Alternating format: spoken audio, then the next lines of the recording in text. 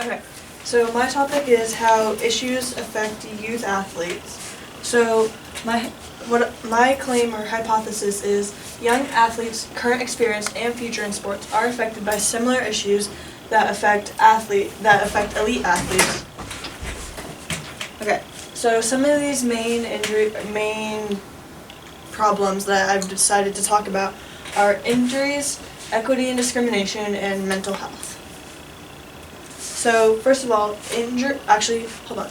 So I chose this topic because I personally have seen as an athlete, I've seen people get injured, I've seen people not be able to play for months, I've seen people get discriminated against where they can't play because they're different from some people, or just for multiple reasons. And then I've also seen on TikTok and any other place where I don't know if anybody else has seen this, but it's where videos come up where athletes are injured and they talk about how it's affecting them, how they can't play for months, how their mental health is affected when they can't play, how they feel when they don't get the same opportunities as others. It's just all of that. So my first thing I'm going to focus on is injuries. Elite athletes, or any athlete of any level, has dealt with some level of an injury, whether it's minor or major. So it could be a jammed finger to a torn ACL. So injuries occur from overuse, not letting an injury fully heal, or ignoring the injury, pushing too hard, too fast, improper training, and getting hurt during the actual sport. So overuse happens when you use your muscle too much, so you practice too much without resting or getting the proper amount of nutrition, and you just use it way too much. Many people ignore their injuries, or they don't let their injury fully heal because they want to play too much, or they want to keep playing even when they're not fully healed, which can cause further injury, and that can cause further issues. Some people try to get to a level way too fast before they're ready for it, which causes an issue. Improper training, which is a part of coaching as well. If you are not trained properly, then there can be moments in your sport where you were not trained for it and you become injured because you do not have proper technique, form, or any of that. And then during contact sports, it's just something where you get injured sometimes because of how contact and how people are constantly running into each other. So an example of an example in elite athletes is career ending, where in a PDF it called "In the Instant It Was Over" from the athlete's experience of a career-ending injury from the website Trace Tennessee Research and Creative Exchange, states that 54 out of 371 careers have ended due to a permanent injury, as well as stating that 14 to 37% careers end due to an injury. So how do these major injuries affect young athletes? So first, it can end their careers before they even start. Many elite athletes, their careers may end after they've already had a career, or they've had a while of just playing their sport. But sometimes when an injury is so severe, like a torn ACL, or you get several concussions, you can't play your sport anymore, and it ends their career before it's even started. When you tear your ACL, you can be down from anywhere from 6 to 9 months to longer, depending on what your case is. So that could take away from crucial training time to continue to develop skills to perform at a certain level, to keep your career moving forward and to keep you at a high level. And then there's the effect of so all young bodies are still developing, so different rules are put in place. So for example, in Little League, there's a certain amount of pitches that can only be thrown. Or in basketball, there's shorter quarters. So in our middle school, we have 6 to 8 minute quarters. And then in the NBA and college, they have 10 to 12 minutes. So younger people are put on different rules because of how their bodies are still developing, so they do not become injured. So it just affects how they continue to play. Okay. Another problem is equity and discrimination. Discrimination happens when people separate others from a main group and treat them differently because they are different from the rest. So see here in this, there's this group circled from the other people. That is a general part of discrimination is that you are not a white male. That's because you are open to you will receive discrimination if you have based on race, gender, religion are the main ones, but there are also things like disability, color, ethnicity, a bunch of things like that. So you can be separated from your main group and then you do not get the same opportunities as others. So an example of discrimination in the elite level is even at the top level, people will still receive discrimination. For example, LeBron James, a very successful and well-known basketball player in the NBA, had an experience where in 2017 his house was vandalized with racial slurs right the night before NBA Finals. That's to show that even the top level of players can receive discrimination. And then how do these discrimination issues with equity affect young athletes? First of all, like I said, it takes away opportunities and not the same chances. So some people may get opportunities in different programs to continue how they work as athletes and just to continue working on skills. And then other people won't get those opportunities because of their race, gender, and discrimination. And some of those opportunities could be crucial for their current experience and their future. Athletes may no longer feel welcome in that sport because they're constantly being told they're not good enough or they don't belong here because they have different race, gender, religion, etc. And then their passion might also be affected. The same reason for why they may no longer feel welcome is because they're also constantly being told they're not good enough or they're not the same as others and they don't deserve the same chances and they just don't deserve the same as others. So an example of taking away opportunities, as talked about in the article, 5 types of discrimination in sports to 25 solutions from the website Case IQ. Noor Abkarim, a female athlete, was not allowed to compete in her high school cross-country meet because she was wearing a hijab. Also said in the article, it was stated that someone should not have to choose between a sport that they love and their religious beliefs. This is just an example of how, because she had a different religion and other people didn't think that it should be followed, she got an opportunity taken away from her from continuing to go in her athletic career.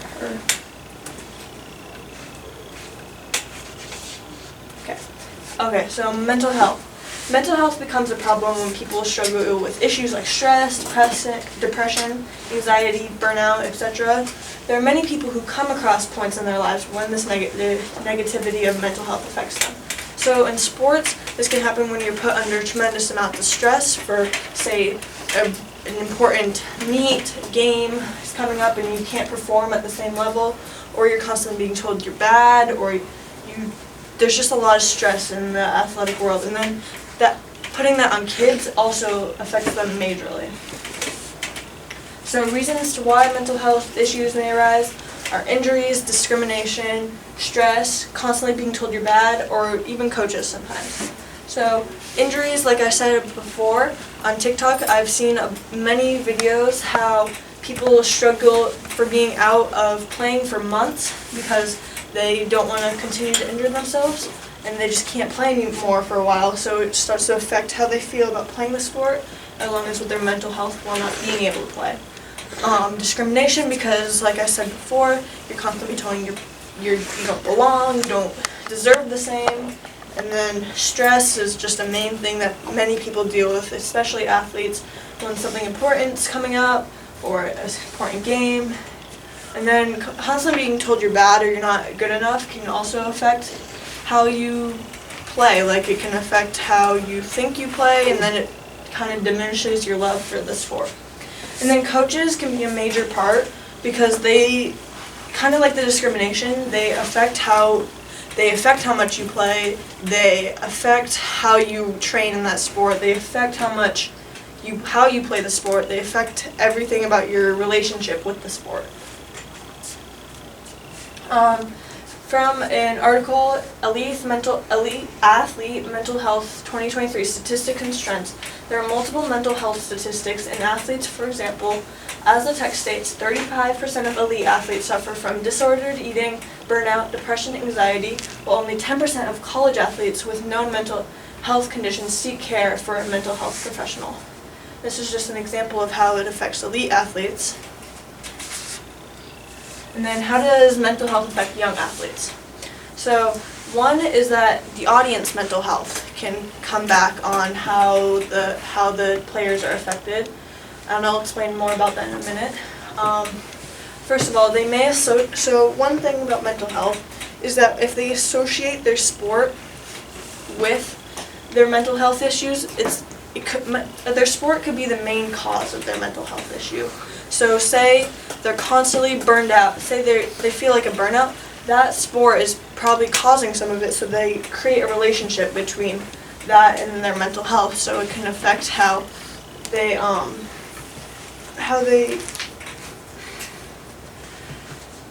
view the sport and how they want to continue if that sport is constantly causing them mental health issues. Okay, so what I was talking about with the audience's mental health. So some people may not understand that completely. So what I'm talking about is when parents or audience members get tuned to the game and something in their mental health affects that they get way into the game and they take it to a far level. It's okay to get into sports and to like voice your opinion, but there are instances like this Alberg basketball brawl where people got too into it and they started fighting, they started punching, and this is just a video of it. In Alberg back in January, of the people facing charges tonight for their involvement, 2 are the children of the man who died shortly after the fight. 5 adults have been cited for misdemeanor simple assault and disorderly conduct. They are Jacqueline Giroux, Jacques Giroux, and Jason O'Leary, all of Alberg, and Stephen Carbone and Damien Q of St. Albans. Investigators conclude a verbal dispute during the game between fans As you can of see, the Alberg people are throwing punches. You can see people are fighting and getting like physical because they disagree with the call and with the refs. So this affects the athletes because they may associate this their sport with fights. They may associate and think that they grow up thinking this is normal for their sport. Something that happened after this, basketball games got more restricted and less fans were allowed in areas. So that could affect how players act because players sometimes may depend on their fans. So just the parents' mental health, and so it's the audiences just can come back to like affect the kids. And then something that can help these issues is programs that give so for example in the discrimination, there needs to be more programs that can give people equal chances. So giving people equal equipment, giving people programs for everybody, giving just equal opportunities for everybody, and then better coaches to prevent mental health issues or prevent injuries. Just programs where people know what they're doing in the sport and they know how to continue to make the sport so kids aren't affected by the issues as much.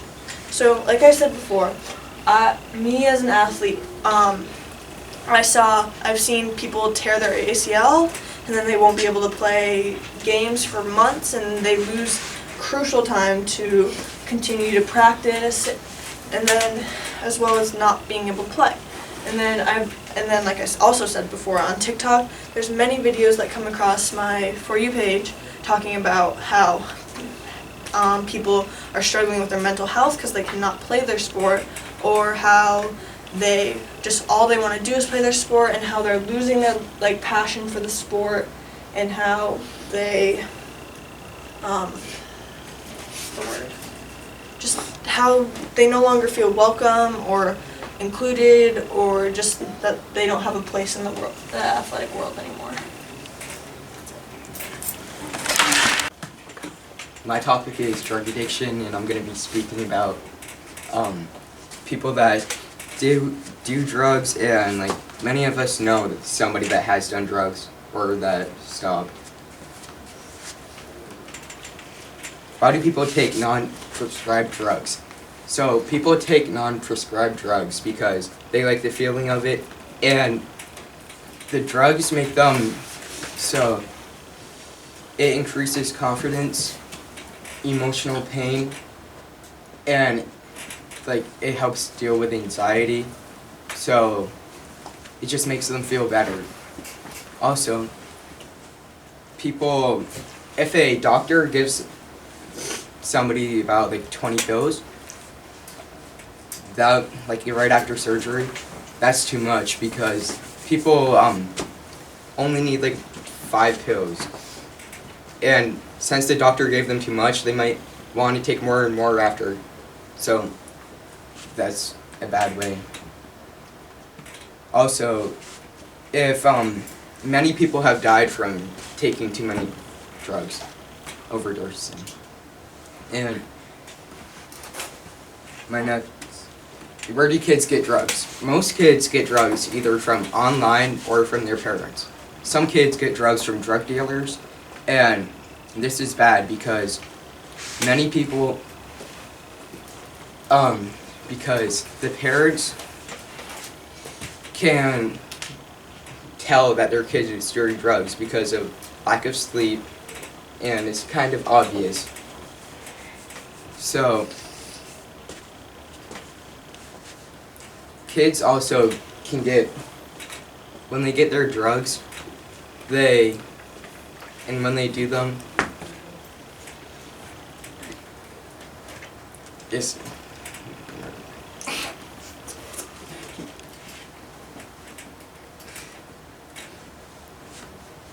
parents and anyone can tell if their kids are doing drugs.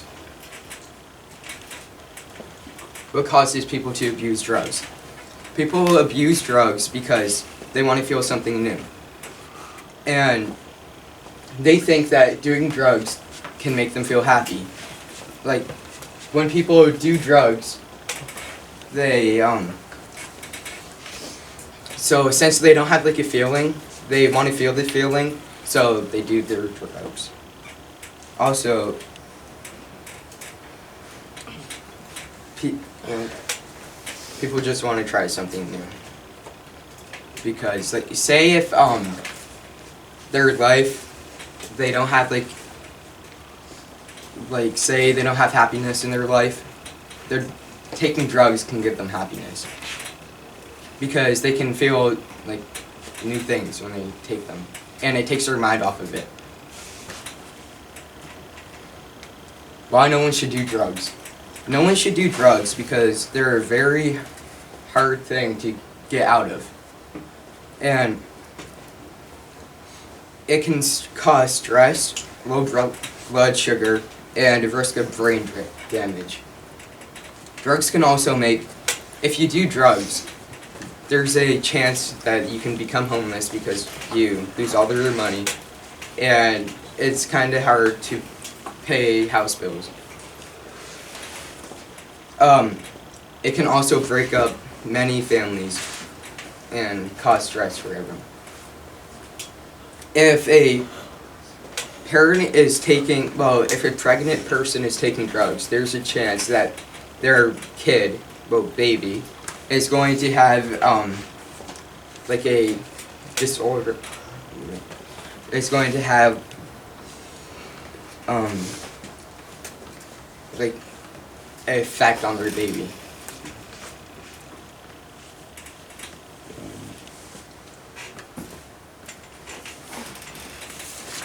What a recovering addict has said about drugs. So, I asked someone that used to do drugs what their thoughts were about it. They thought by using drugs that it would make them feel happier, but it didn't.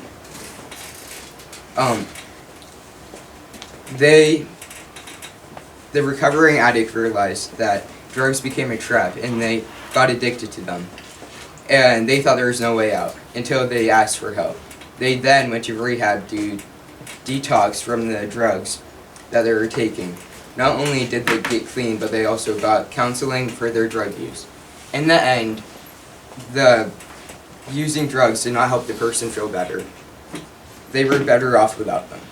And you can see in this photo that this is what they look, well, this isn't them, but this is what they look like while doing drugs, and this is what they look like now, because they stopped.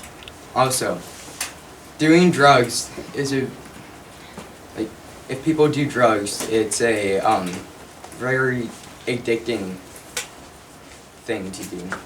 So many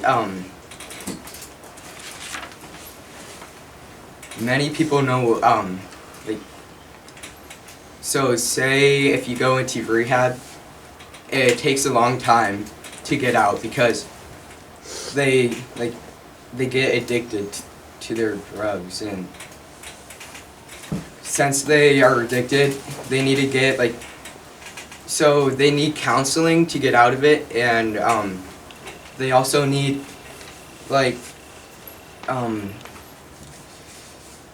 so once they get counseling or therapy, it helps them a lot because it helps take their mind off of drugs. And say if you're a parent, that could help a lot because it could make them be with their family, and it could just help them a lot throughout their life if they stop doing drugs. Also, if they stop, they can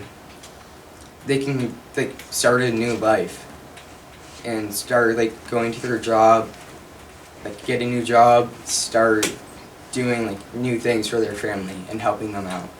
Also, if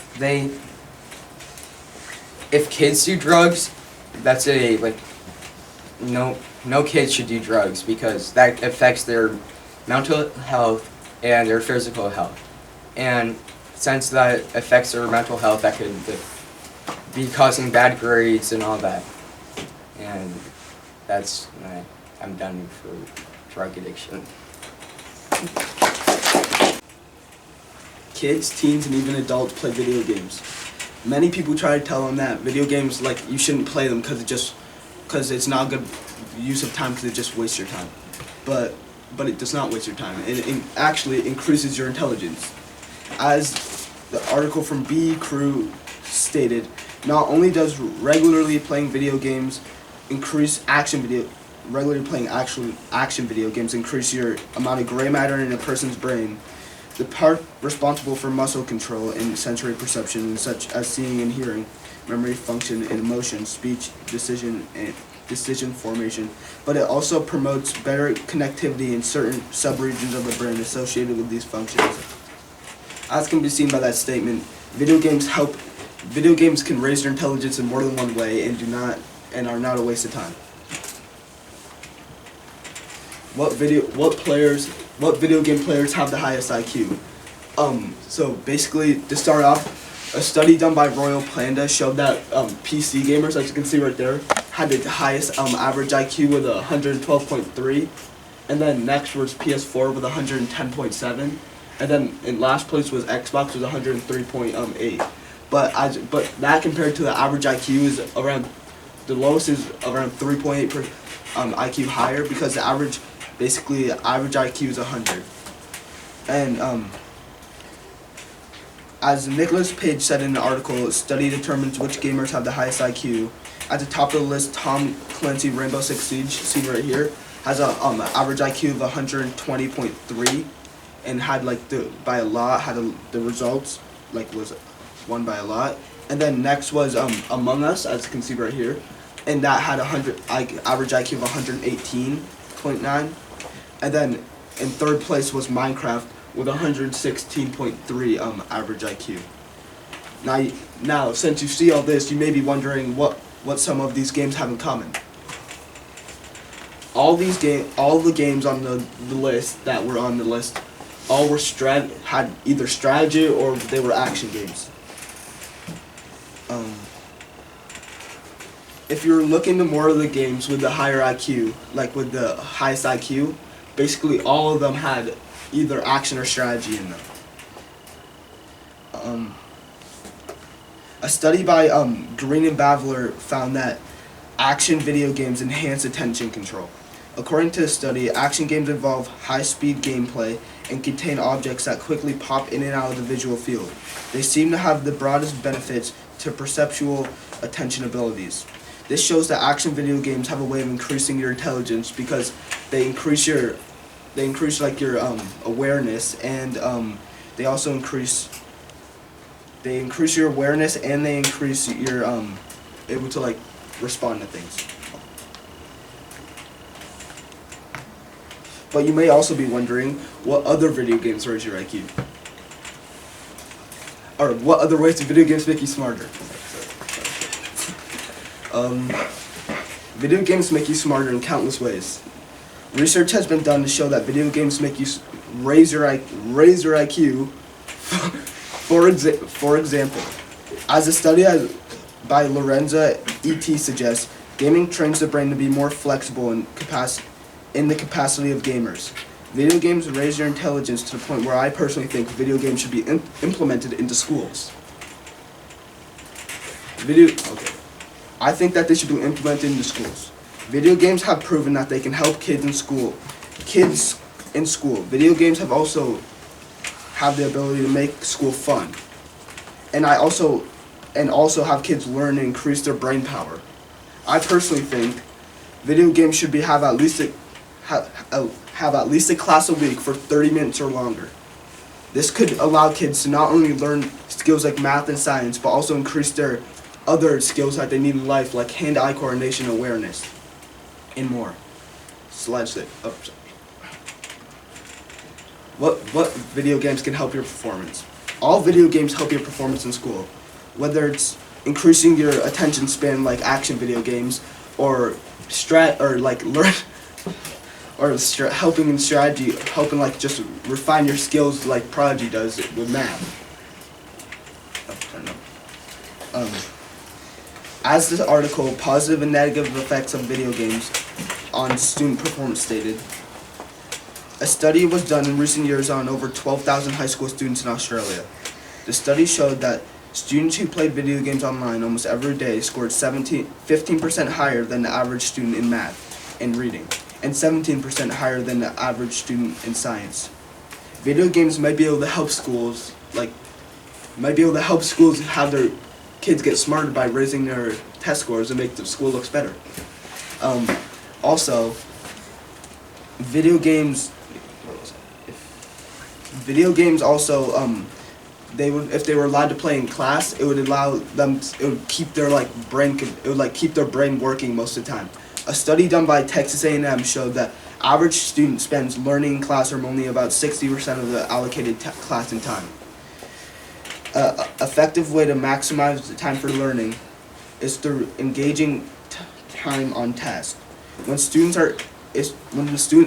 are interested and care about the topic, then they'll want to learn more. So basically, like, for example, when in 6th grade when we were playing that game with like the Middle East where you had to name all the countries, everyone wanted to play it and everyone got super engaged. So then it made them like focus on the game, and then they started getting good scores because they were like focusing on the game and not focusing and like getting all, I don't know how to explain. They weren't getting all like distracted by doing something that like might make them bored or something, because the video games make them attentive and make them want to do it.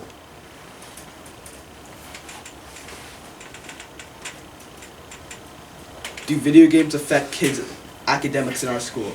The simple answer is yes.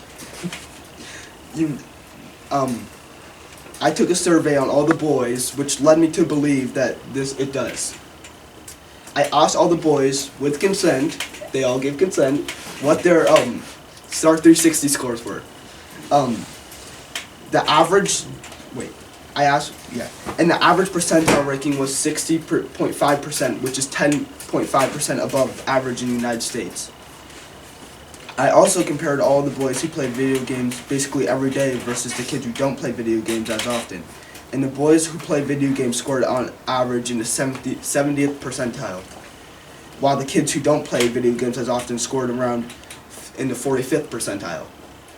As can be seen from the small boys in our class to the 12,000 high school students in Australia to Rainbow Six Siege, Among Us, and Minecraft, video games affect everyone. And I hope I've proven my point that video games increase your intelligence. Thank you. My name's Atticus. This is the NPC theory.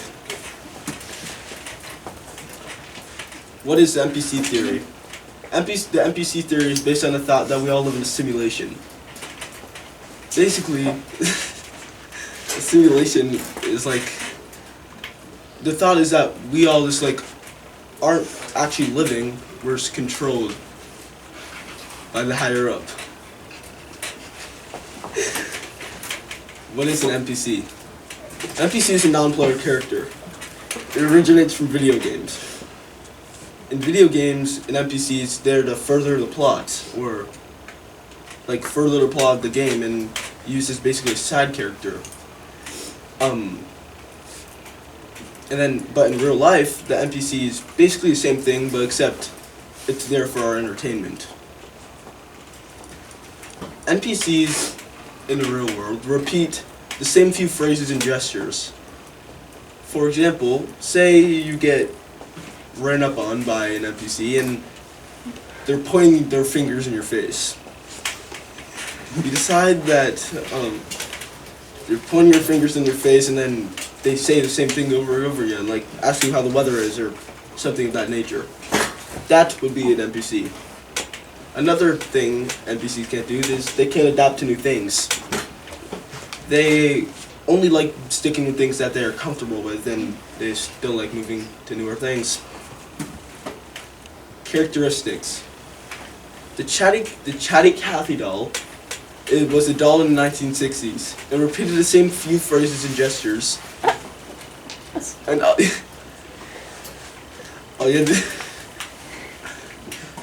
you had to do was pull a string, and it repeated the same few phrases and gestures. Another characteristic is no awareness for their own actions. They just go around doing whatever, and just can't control. Just can't control what they do. They just are programmed like that. Another characteristic is they can't go out and have fun by themselves. It seems scary, awkward, or even weird to them. They do not, like I said earlier, they do not like to adapt to new things, and they feel more comfortable in the group because NPCs are, going on to my next thing, NPCs are mainstream. They like the same things as everyone else, and they just try to go with the crowd. Don't do anything new for themselves. I have a video of a real life NPC right here. It shows walking around. If you look at it. It's no awareness, just spinning around in circles. Not even eating her ice cream.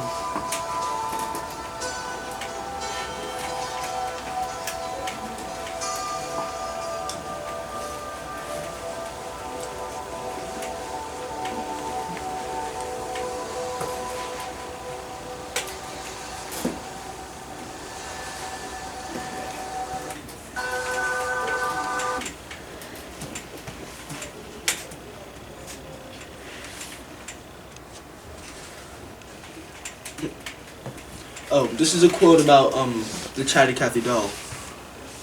A senior computer scientist, Douglas Moran from PaloAltoOnline.com, says the Chatty Cathy doll of the early 1960s had a set of 11 pre-recorded set phrases that were played at random times. It was triggered by It was triggered and powered by pulling its string.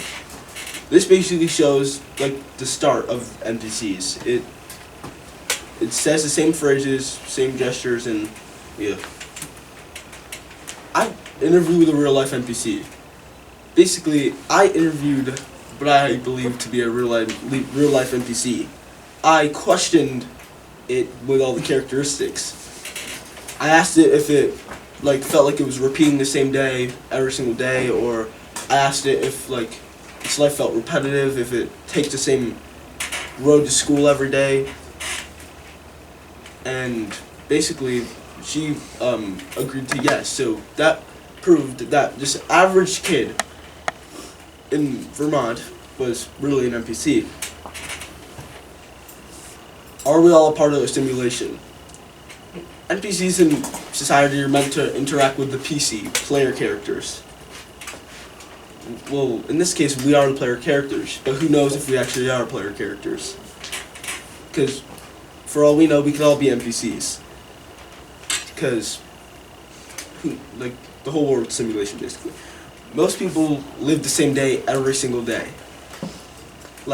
Take the same, for example, kids. We wake up, take a shower sometimes, and get dressed and come to school. And do basically the same, like our schedule in school is basically the same a lot of the time. We start with Miss E's class, then go to Miss Caldwell's class and Mr. Armand's, and then, yeah. And then most NPCs talk about the same things every day as well, which like gossiping is talking about the same things, and talking about the weather, talking about just average stuff, are all signs that we are part of a simulation, because no one realizes that they're talking about the same things every day they used to do. Informational conclusion. NPCs are becoming actual parts of society. They're not just some internet joke. They're actual things. There are lots of characteristics, and we are all a part of a simulation. Being an NPC is not a label, it's an illness. My reasoning for this is because NPCs, like, are treated differently, and they have lots of symptoms and characteristics that it should be considered an illness. They've become very popular on social media and used as basically entertainment for bullies. And then none of the experts have gone far enough to determine whether or not being an NPC is an illness. The amount of symptoms has characteristics. The common cold has around 10 to 12 symptoms. The NPCs have the same, if not more, than that. Some NPCs' characteristics are the same as mental health issues, such as social anxiety and stuff like that, because they get nervous and scared when they go out in the public and frantic. Some characteristics show signs of alexithymia. That basically means they can't express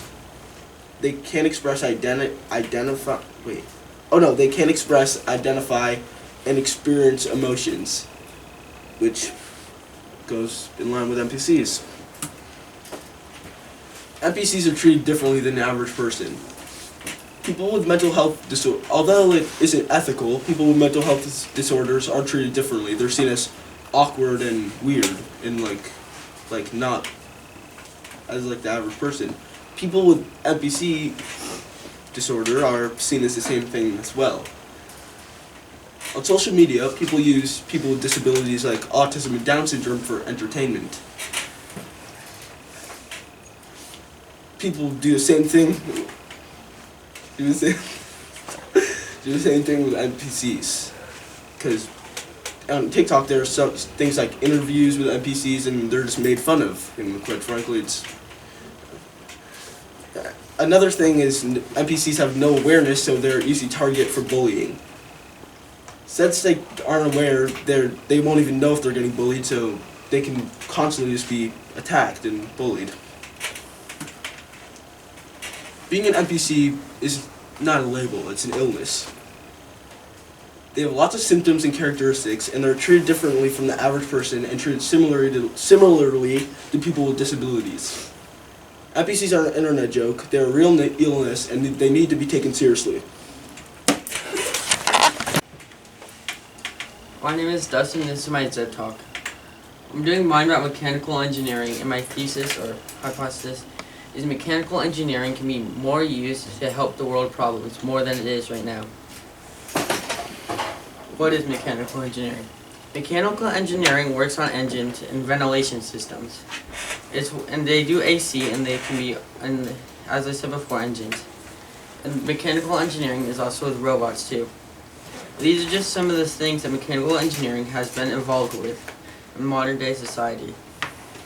Mechanical engineering can be helped to make systems better than they already are, like make ventilation systems more efficient, and they can also be used to make new things too. And mechanical engineering can help the world too by making renewable energy better. Mechanical engineering can be used to help carbon dioxide emissions further better. In the chart, what it's showing is that this is from 2013, but you can see at the top, it's Wyoming, North Dakota, and West Virginia are the three top carbon dioxide producing states. And at the bottom, you see Vermont, New York, and the District of Columbia are the three least. Carbon dioxide, and what this one is showing is that each of the greenhouse gases, and it's showing that transporting fuels, industry processes, and electric power stations, those are the three most used for greenhouse gases, producers. And on the bottom, it's nitrous oxide, methane, and carbon dioxide that is being used. Mechanical engineering can be used to help all of these problems. What mechanical engineering can do is that it can help produce more. It can help make systems better, like hydropower, which uses water to make energy, and mechanical engineering can be used to make the turbine, the generators, more useful and get more energy. And these are some of the ways that mechanical engineering can be used to help hydropower, and mechanical engineering can also be used to help greenhouse gases. This is showing what mechanical engineering is doing. As you can see, it's a turbine right there, and the turbine is powered by the water, which goes to the reservoir, and that powers the generator, which sends electricity to the city or town. And the water is still used and fishes, and there's usually another way for fish to get around. But mechanical engineering can be used to make the generator more efficient. And that would make more power and could make greenhouse gases less of a problem. How high? This is also another image, a little bit more detailed of it. And what hydropower, as I explained before, hydropower uses water which comes from a reservoir or dam, and the water flows and that powers the turbine. Solar power is another way mechanical engineering can be used to make more efficient or new systems. And you can see in the picture, the sun powers the solar panels, and the solar panels goes to the transformer, and the transformer makes up energy from the solar panels more efficient than it already is. And I have some quotes. As said by Ryan Skelter, hydroelectric energy is by far the most prevalent, accounting for 83% of the world's electric generation from renewable sources. And another one is from National Geographic writers. To harness energy from a flowing water, the water must be controlled. A large reservoir is created, usually by damming a river to create an artificial lake or reservoir. Water is channeled through tunnels in the dam. And from hydropower and solar power are some of the top producing ways of energy, and solar power can, if solar panels were to be more cheaper, and all the systems would be more cheaper, they could be put in places where they don't have electricity, like in Africa or in other places around the world. And this would give them access to internet in a way. And if they have access to internet, they could be able to research things to help them in general. And another quote is, a 1 millimeter hydropower system in Rhode Island can provide approximately 580 homes annually, assuming a 40% capacity factor and an average household use of 500. And I found this as found on Learn About Hydropower. As I've said throughout this, mechanical engineering can be used to help renewable energy systems and make them more efficient. But mechanical engineering can also be used to make in hospitals. Mechanical engineering in the medical world. Mechanical engineering can be used to help with tumors and other things, and neurology, or it can be used to help patients. And this is some of the things that mechanical engineering can be used for. This is a quote a great real world example of fluid dynamics and one I commonly see as a vascular neurologist, is how blood flows through a damaged and narrowed blood vessels. It may not seem obvious at first, but ME really does help you understand how the human body works.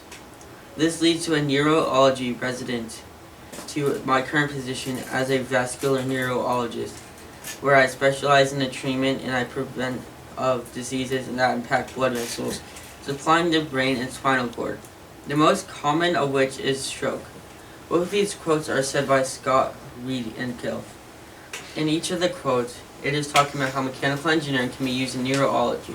These are some of the ways that mechanical engineering can be used in the medical industry. Mechanical engineering is used a lot in the world, but not enough. As I've said, it can be used more in reusable energy and be more efficient than it already is. It can also be used in the healthcare industry. These are just some of the ways that mechanical engineering could be used more than it already is. This is like mechanical engineering, like on robots, and this is how it's like used in engines. It's I'm pretty sure it's airplane, but mechanical engineering is used in both of these images.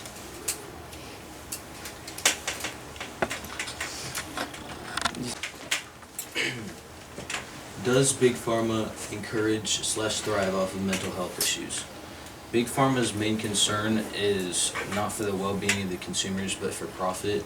And I think this because mainly Big Pharma is trying to make money, and is, as it shows in this slide, overall, Big Pharma's main goal is to continue receiving money that their consumers are spending on their drugs while keeping other options, such as therapy, out of the picture.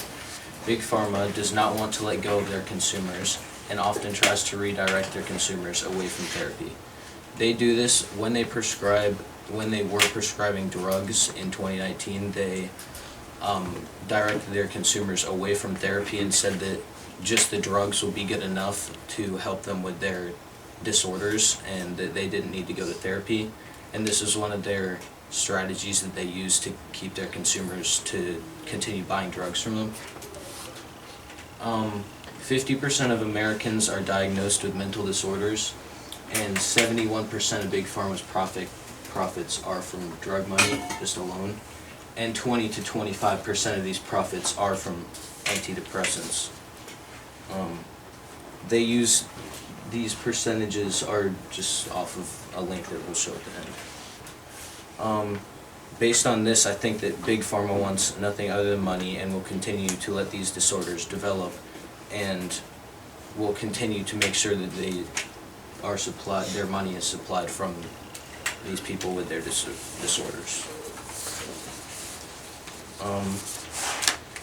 Big Pharma is one of the many reasons for the continuation of mental health disorders, as they are continuing to direct their consumers towards them and not from any other companies. Big Pharma is not to blame for the depression itself, but for allowing it to continue to develop and not completely helping their consumers. The reason for this is because Big Pharma does not want to completely get rid of depression, but instead make it last longer with less side effects, so that their consumer believes that the drugs are helping them fully, and then they will continue to come back for more. Big Pharma has every reason to want to continue to continue to supply drugs with issues related to mental health, because without these they'll lose most of their profits and their business would not be nearly as profitable or helpful. Antidepressants are obviously a large contribution to their total profits, as without them they would be making below 50% of what they're making now. Mental health does not only affect men and women, but also teenagers and younger children. Although it might seem like the same drugs are used for all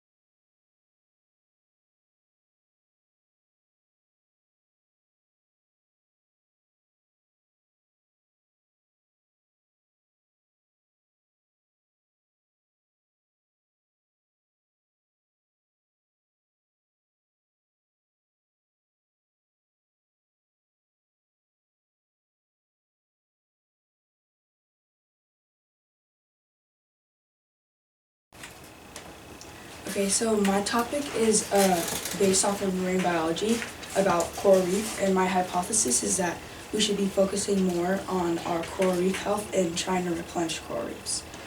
So, climate change is described as changes in the average or expected weather patterns. So this means that the climate becomes abnormal and unpredictable. Climate change has caused something called global warming, which is the gradual warming of the Earth. And it has actually, the Earth is, warming at a rate of about 0.14 degrees Fahrenheit every decade and has been since 1880. This is a graph of the temperature change in the last 50 years. Obviously, it's very hot, which is not good for the planet, and very bad for marine life. These are coral reefs, a little bit blurry, but they're very colorful, and they're one very big part of an ocean ecosystem. So, climate change can't be fixed really at all, but there are things that we can do to lessen the effect, and I think that would be trying to replenish the coral reefs and keep them sustainable and healthy. That way we might be able to keep our oceans alive for their future generations. Experts have already figured out that coral reefs are being destroyed at rates faster than ever before. And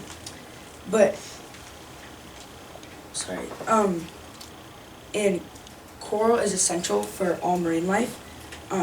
In fact, 25% of it depends on coral just to live. They provide nursery and spawning grounds spawning grounds, shelter, and food for thousands of species of fish. Right there, that's what I just said.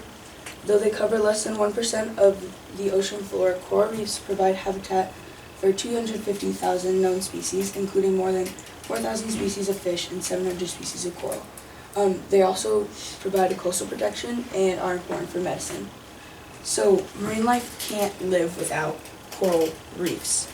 And if they're disappearing this fast, it's not good at all, because then all marine life will disappear.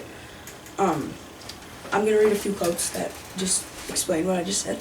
So, according to the video called "What Happens to Fish and Other Sea Creatures Underwater During a Hurricane," in fact, scientists found that coral cover in the Caribbean decreases by 17% in just 1 year after a hurricane strikes. The next one is about how important coral is. So, according to the article, "What Would Happen If There Were No More Coral Reefs" by the Reef Cause team says, if coral reefs disappeared, essential food, shelter, and spawning grounds for fish and other marine organisms would cease to exist, and biodiversity would greatly suffer as a consequence. So, marine food webs would be altered, and many economically important species would disappear. So the entire ocean, along with all marine life, would be affected. Everything has a system. Think of it like this. The ocean included, and coral reefs are such an important part of the system that if they were taken out, then the whole ocean would be affected. So, another quote, the article "What Would Happen If There Were No Coral" by Hannah Hesford says, "But did you know that over half of coral reefs have already been lost, and what remains of them is at risk of rapid extinction? In fact, scientists at 2020's Ocean Sciences meeting estimated that more than 90% of all coral reefs are expected to die before 2050. So the experts have established that the precious organisms are disappearing too fast, but they're not bringing up just how important they are. There are things that we could be doing to save them. They bring up the fact that we should be doing things like reducing, reusing, recycling, all like just helping the ocean in general. But there's like a bigger picture. So we should be trying to replenish the coral reefs themselves. Because coral is so important to an ocean's ecosystem, I've come to the conclusion that we should be focusing not on the whole ocean, but mainly focus on our coral reef health. Because if trying to help the whole ocean all at once, would be too much all at once. So we should start in like a general area that would benefit everything. In order to start though, we need ways to do it. So first of all, we should protect areas around coral reefs. We should stop building and we should stop building and constructing around areas near coral reefs, because big cities and construction emit a ton of carbon dioxide into the atmosphere, which warms the air, but that's not the main problem for the coral. It also it makes the acidity level in the ocean a lot higher, which dissolves this is a skeleton. It's made out of calcium carbonate. It's essential for a coral reef. So it's dissolving the calcium carbonate, which is dissolving the skeletons. And so obviously the corals are going to die. It's also making the levels of calcium carbonate less in the ocean, so it's harder for the coral reefs to even form in the first place. Along with dissolving calcium carbonate, it also makes the waters a lot warmer, air and water a lot warmer, and so it stresses the coral out, and it causes an algae called zooxanthellae to move out of the coral, and then it becomes bleached. This is the process. So this is the algae inside of it. It's a healthy coral, and then the water gets too warm, the coral gets stressed and releases the zooxanthellae, and now it's up here, which is out of the coral, and becomes bleached, and it's most likely gonna die because it gets bleached and we also should limit our human activity around the coral reefs, like scuba diving, boating, and fishing, because first of all, scuba diving, it becomes dangerous because people around the coral can kick it and break it. They can also kick up sand, which can cover the coral and block it from getting its sunlight. Boats like these are massive, and they can really destruct the coral because they can scrape the tops off or break them entirely and just crash into them. Also, oil spills just affect all marine life and are really bad for the ocean. Fishing can pollute the areas. This is a huge net all around the coral, so it gets dangerous for pollution. And also overfishing is a problem because it's taking away key species. And so say that there's some fish and they get overfished and there's not enough, and they were prey to a predator fish. Then the predator fish is going to move into a different area and prey on different fish, and they could be taking out key species that are giving the coral a mutualistic relationship, which means both of the coral and the fish depend on each other. So they could be taking away those fish that are essential for the coral to live.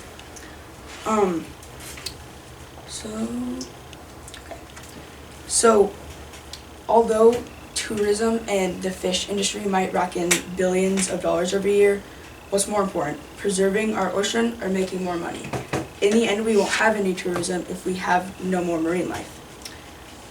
So if nothing is done about this phenomena, everything will be at risk, because nothing can survive without the ocean. It's such a huge factor on our planet.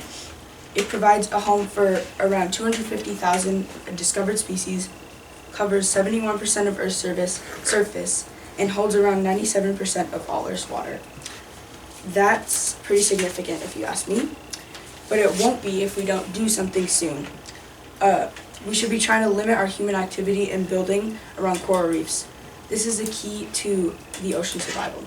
This is coral reefs. They're very colorful, and this is what they'll look like if we don't do anything soon. I also, in the beginning, I forgot to mention that the reason I chose this project is because I love the ocean and I don't want it to be destroyed, and I feel like there's bigger things that we should be doing about it, and I've seen like environmentalists trying to save coral, so I just felt like it would be a good idea to bring to light that we should be focusing on coral reef health.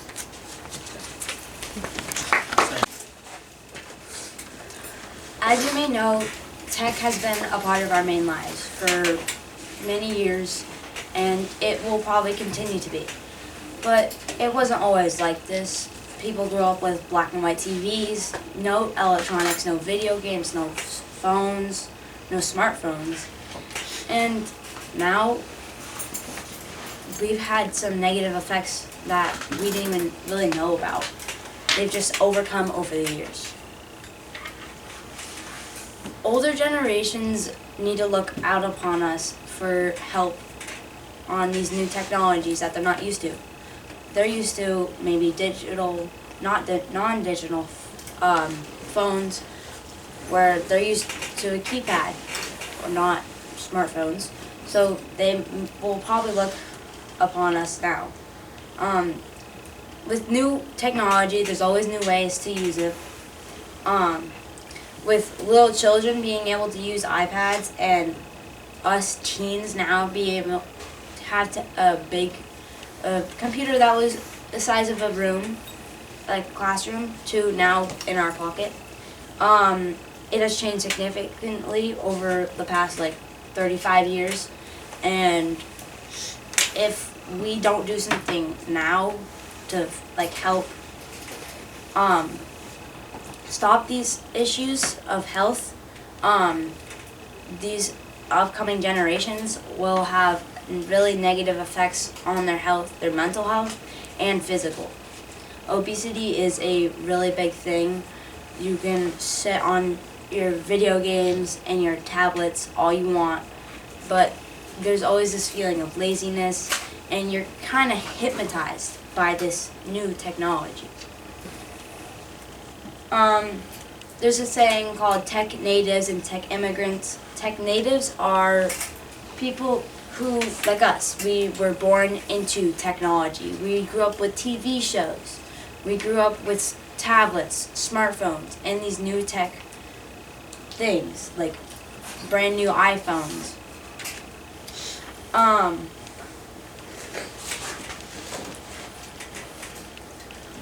Many professionals believe and understand the difference between the two groups and can help improve the communication and collaboration of these two totally different natives to their own.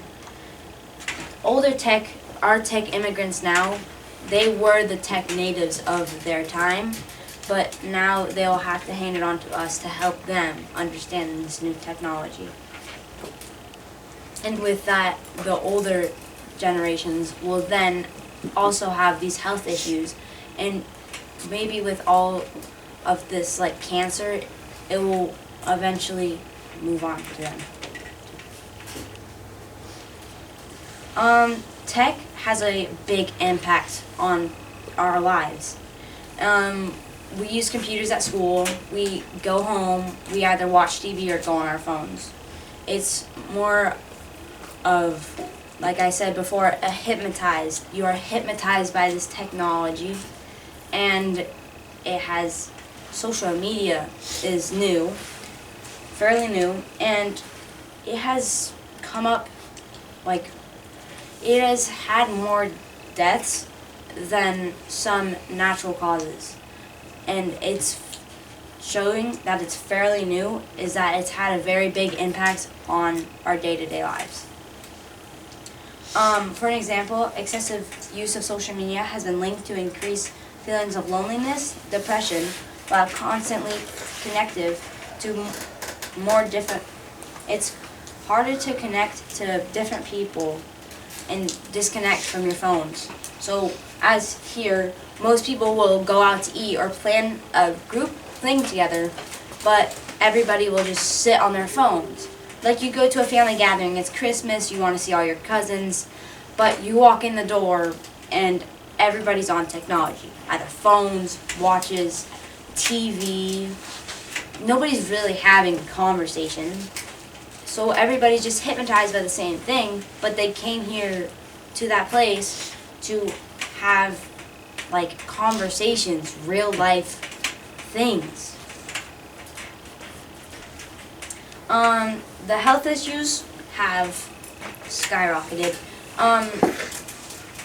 ADHD was almost not a thing 35 years ago, and now it has been, like, there have been more cases now than there ever has been. So that can be caught, like, it can be leading to these children spending times on this technology. And depression and anxiety are also with that. Blue light is the thing on your phones that makes the light come so you can see it with your eyes. So this blue light is affecting vision, and it has been leading to headaches and messed up sleep schedules. I'm sure nobody in a long time has had the same sleep schedule over weeks. Everybody has a different sleep schedule every, like, day. Some people go to bed at 2 a.m. one night, and then they'll go to bed at like 7 a.m. at one time. This disruption is causing more health issues than it ever has. And due to all this technology causing us to stay awake, and it has affected us to doing this. The digital natures of 2023 is more likely to suffer from mental health, vision, hearing, and chiropractic issues than children of the 1980s. According to a study conducted by Journal of the American Medical Association, children who spend more than 2 hours on a day on electronics are more likely to experience mental health issues such as anxiety and depression. And now we have these Bluetooth headphones, and that can disrupt your hearing. So whenever we get a hearing test, it is displenishing because we are using these earbuds at such a high volume.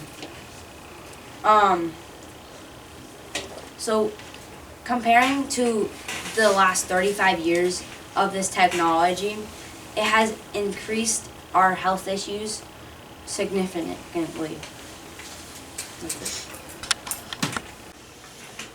Okay, so my topic is teenage drug addiction. So one question is, you might be wondering, is where did it go wrong? Like, when did this start? Like, when did this problem start evolving?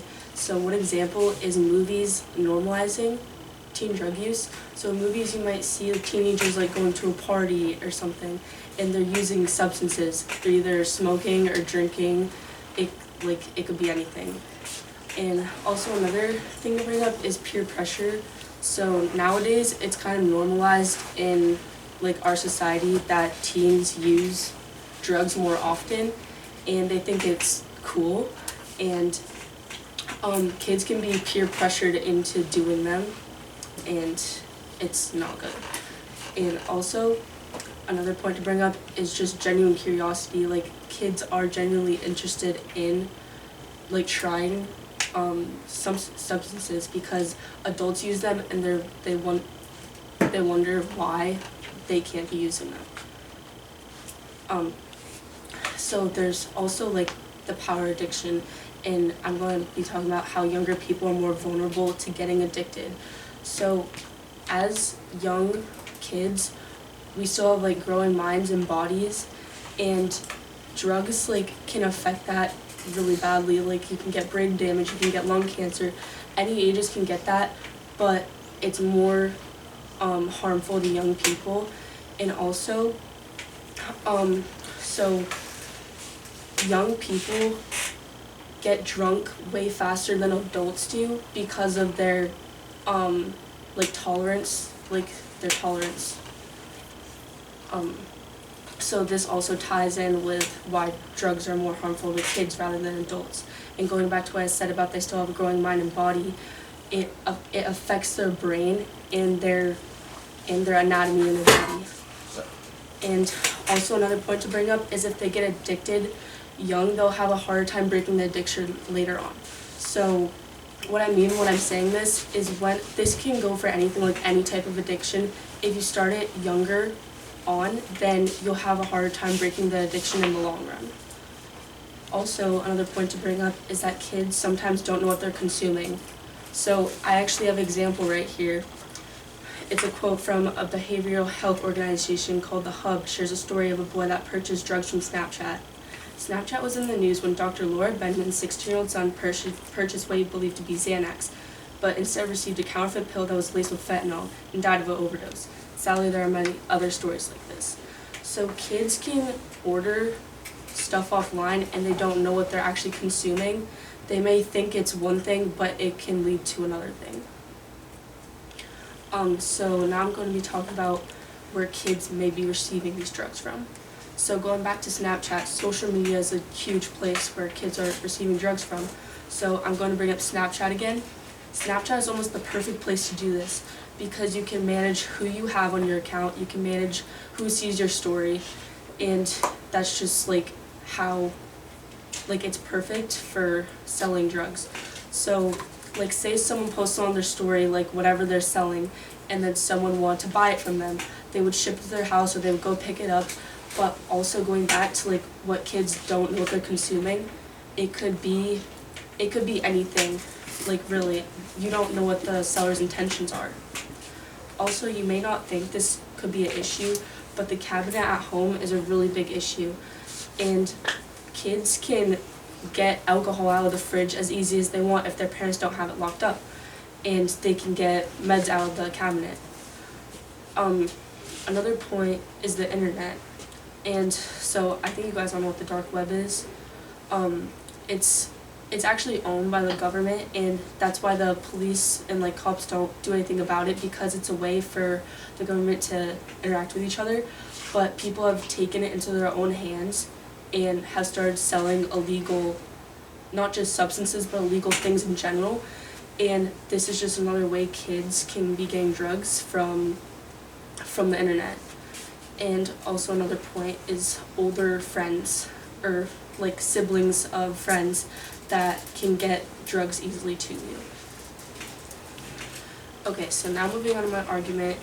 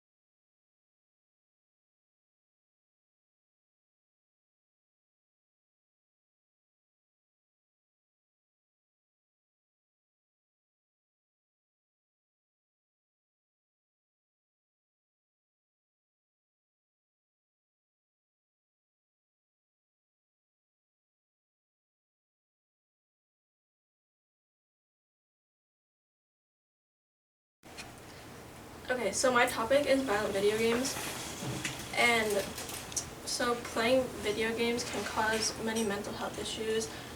It can cause stress, depression, anxiety. It makes you lose a lot of sleep when you're too busy. And bullying occurs a lot in video games. And it says right here that violent video games affect blood circulation, can cause long-term brain damage. It damages the inside of your brain, can affect your speech and ability to think, and it can also affect your decisions later in life. So addiction to any video game. So video games in general just detach so many people from reality and what's really around them. So many teens now, ever since COVID, and they were stuck in their houses, they have spent so much time on video games and just ignore everything around them. And parents ask them to do chores and they're like, okay, just let me finish this game, and then they'll just continue to keep playing just because they're so their minds are just so focused on that one video game. And here's an example. If you've been injured or hurt in a car wreck,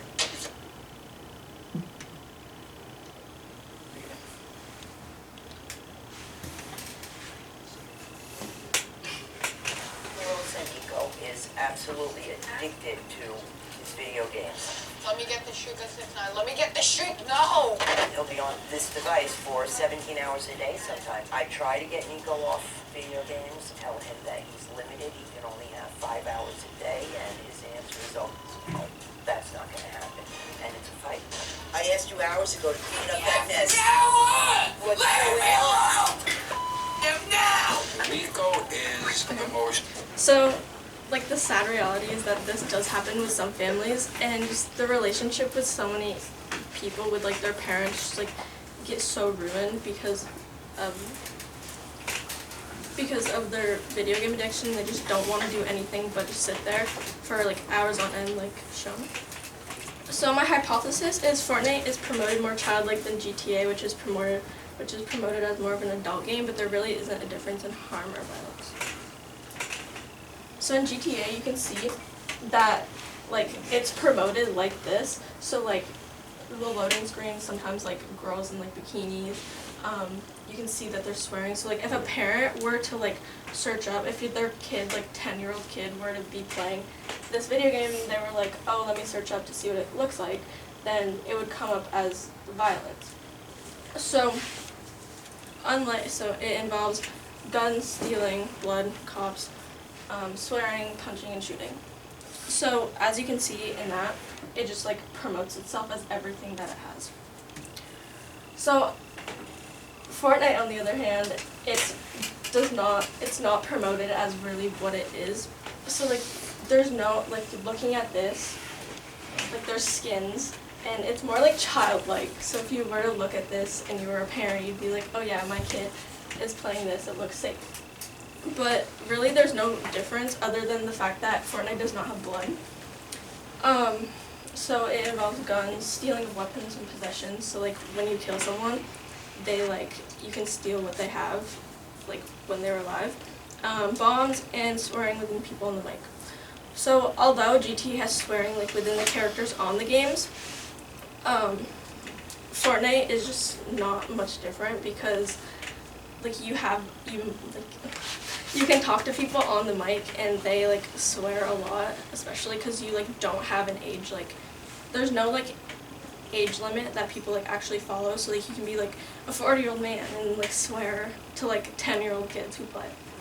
So according to the article Parents' Ultimate Guide to Fortnite by Common Sense Media, for some parents, the cartoonish, bloodless style of the action in Fortnite makes the violence less problematic than the aggressive gore in other popular shooter games. But the game's online chat feature, especially in Battle Royale mode, could expose younger players to offensive language or mature content from random strangers. So, really, there's no age difference. There's no age gap because both of the games, both Fortnite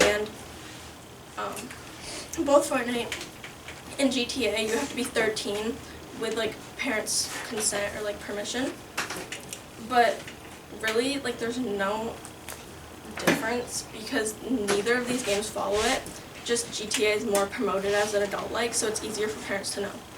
Also, This is a problem within like younger kids because they can like go in Fortnite and see like talk to people who have like a huge age difference in them, and they like said something and say like a 10-year-old like 4th grader or like even 3rd grader were to like go and like repeat something that they hear someone say on like Fortnite or GTA, and then they could get in a lot of trouble for that because they just don't know better because they're not mature.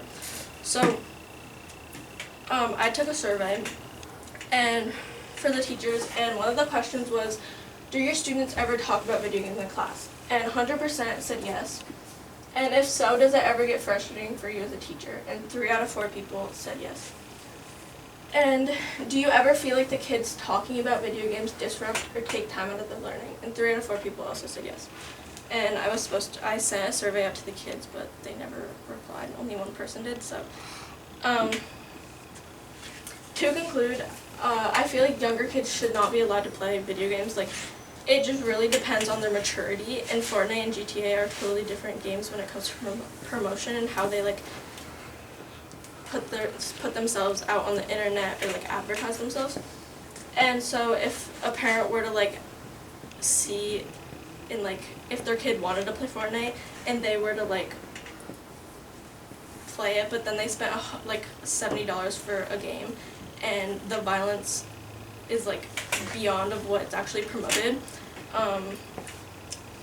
So yeah, they should just be more aware.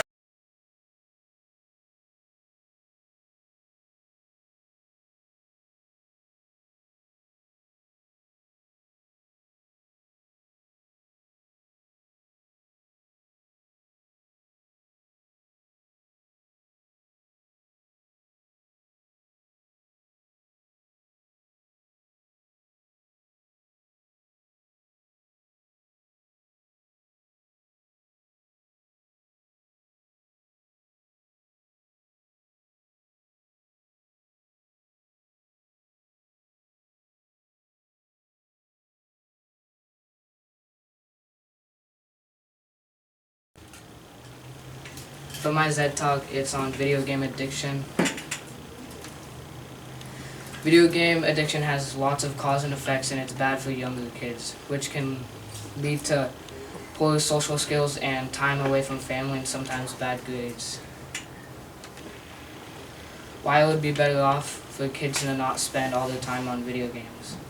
It would help them make new friends and be more active with people and socialize with other people rather than play video games and stay online all day and not go outside. Why do kids get angry and mad when they play video games? This can be because they either die in a game and they lose all their stuff, or they're playing a tournament which they can win money and they lose at the last time and they have no more time playing. And they can feel the pleasure of playing video games all day and not get interrupted. And if they don't, they'll get all mad and like yelling and screaming because they want to play more. And they also get mad when they don't get to play with their friends or I found a quote on how much people are addicted, and up to 4% of the currency, 4% of the current in the US are addicted and have a gaming disorder because they play video games for too long and they want to escape from life and just play video games all night. I have a short video that talks about how many teenagers are addicted and how it's bad for them.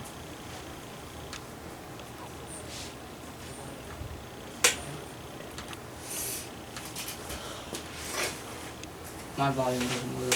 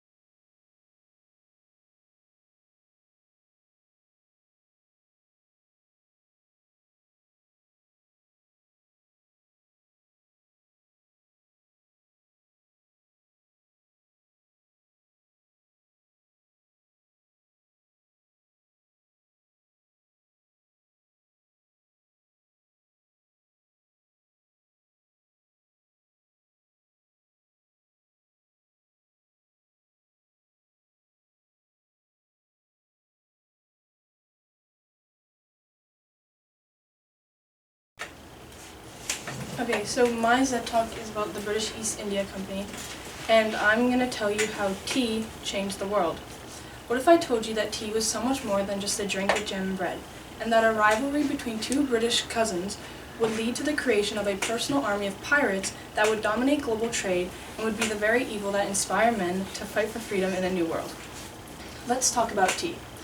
Somewhere in a remote village in China some 5,000 years ago, someone poured hot water over a leaf, drank it, and decided that it had healed their condition. Over the next few thousand years, they observed that different leaves could have different effects, and could heal anything from a headache to a bellyache, etc. If it ached, there was a leaf for that, and when mixed with hot water, it was called tea. The Portuguese were the first Europeans to introduce tea to the rest of the world. We were talking about the Middle Ages here, where pretty much everyone was unhealthy. So with a bit of social engineering, a culture shift would occur around tea. The Dutch quickly jumped on board and expanded their spice industry to include tea. Let's get into some of the background, John. Around this time, Queen Elizabeth was losing the popularity game to her cousin, Mary, Queen of Scots. This weakness was exploited by a group of merchant men who approached Queen Elizabeth, asking for a royal charter to conduct trade between the Indian subcontinents, Asia, and the British Isles. What is a royal charter? Well, a royal charter is a document that outlines the kind of business a company will do, and what its responsibilities are to the customer. Way more importantly, it can give the organization special power and/or protection to do these things. A king or queen can put literally anything into a royal charter, but usually it's to benefit the crown. Back to the drama. In the late 1500s, the luxury items would fuel the drive for a number of individuals to decide that they were going to take up the responsibility for the acquisition, the control, and ultimately the economic gain from trading the items that were new to Europe. The British merchants would be competing with the Dutch and the Portuguese. So basically, a smooth-talking businessman approached Queen Elizabeth, exploited her jealous rivalry with her cousin, and then walked away with a royal charter that would change how business is done forever. Queen Elizabeth granted the group of men the ability to conduct warfare using military forces for self-defense and confronting rivals. Not only did she give the merchants the power to defend themselves and their ships, but she also granted them the power to take foot soldiers to conquer lands and colonies that had resources that the company thought would be in their best interest. All of these conditions led to the creation of the British East India Company on December 31st, 1599. Side note, the jealous Queen Elizabeth would die 4 years later in 1604. To recap the timeline, tea is discovered and introduced to the rest of the world. It appears to have medical benefits, and by word of mouth, it has become an extremely popular commodity. British merchants are granted an unusual royal charter that leads to the British East India Company having the world monopoly on tea trade. From the 1600s to the 1700s, the British East India Company establishes trading ports, built factories, and warehouses in strategic places. Between the years of the mid-1700s and the early 1800s, the British East India Company was at its peak. The company had risen so high that it now accounted for half the world's trade. And during this time, the British East India Company had one of the largest standing armies. Yeah, a company had more control and power over in the world than any other countries, thanks to the conditions that were in their royal charter. We're talking about a company of pirates with legal authority to conduct their business in any way they pleased. In the article, The East India Company, the World's Most Powerful Corporation, economics professor Tirthankar Roy writes, "A company is not a state. A company ruling in the name of the crown cannot happen without the crown's consent. Sovereignty became a big problem. In whose name will the company devise laws?" That's a great question, because soon the British East India Company would take over an entire region and rule over its people. National Geographic author Dave Roos writes, "This would be the equivalent of ExxonMobil drilling in coastal Mexico, taking over a major Mexican city using a private army forces, and then electing a corporal middle manager as mayor, judge, and executioner." Let me put it this way. In a BBC miniseries where the British East India Company is portrayed as the main bad guy, one of the scriptwriters writes that the company was like, quote, "the CIA, the NSA, and the biggest, baddest multinational corporation on earth wrapped into one corporation." you can imagine they were pretty bad. Another quote states that, "But something changed in 1765, shortly after the East India Company took control of the subcontinent and established a monopoly trade over India. Here's how it worked. The East India Company began collecting taxes in India and then cleverly used a portion of those revenues, about a third, to fund the purchase of Indian goods for British use. In other words, instead of paying out of their own pockets, British traders acquired them for free, quote-unquote, buying from peasants and weavers using the money that had just been taken from them. It was a scam. It was theft on a grand scale," said by the article, "How Britain Stole $45 trillion from India and Lied About It." The British East India Company now had control in India. Could they engineer a famine? No, that would be horrible, but they did. The Great Bengal Famine of 1770 was referred to as a taxation genocide. The company was so horrible that during a drought in India, which led to a smallpox outbreak, they decided to raise taxes by 30%. Who does that? I'll tell you who. A company who had a royal charter to do whatever they wanted. Remember, they controlled an army of pirates who had fewer restrictions than the British Royal Army had to conduct business. Okay, I mentioned the year 1765, which was a very significant year to us as Americans. So let me set the stage to tie this all together.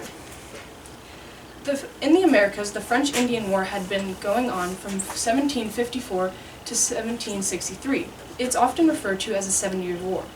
This put the British colonies against the French. Ultimately, the British won, but not without going into debt. To recover some of that, the British Parliament introduced the Stamp Act in 1765, which imposed tax on the American colonies and on some 50 items, mostly papers, such as newspapers, college degrees, and any kind of legal document. A stamp was placed on these items to show that the tax had been paid, and this sometimes doubled the cost of items. Up until this point, the colonists still identified as British citizens, therefore were willingly paying their share of taxes to the crown in exchange for certain privileges, such as the protection of the British Army. But the Stamp Act was viewed as very unfair. Could the British Parliament be attempting the same theft on a grand scale as the British East India Company had done in India? Maybe. In fact, by 1767, they had placed tax on tea as well as glass, oil, lead, paint, and paper.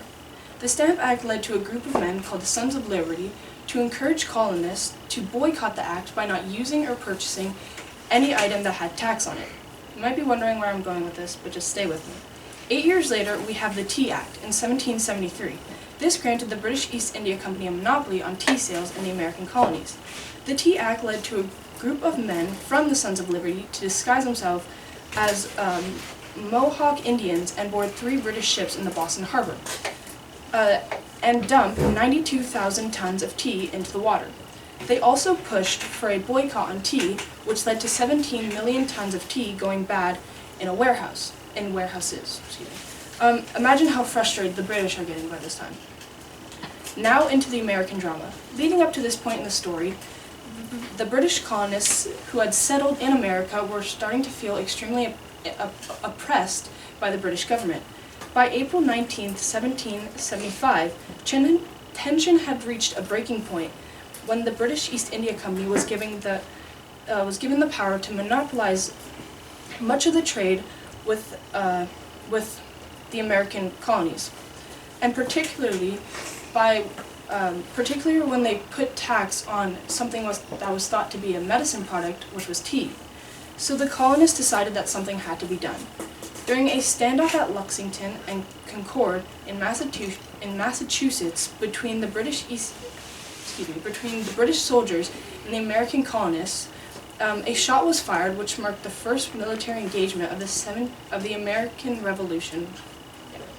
In 1776, a group of men referred to as the Continental Congress came together and wrote the Declaration of Independence. The Declaration of Independence represents a movement of people standing up against an unjust British government. The Declaration of Independence was monumental because it clearly and simply represented what was in the hearts of so many American people and any other people who felt oppressed.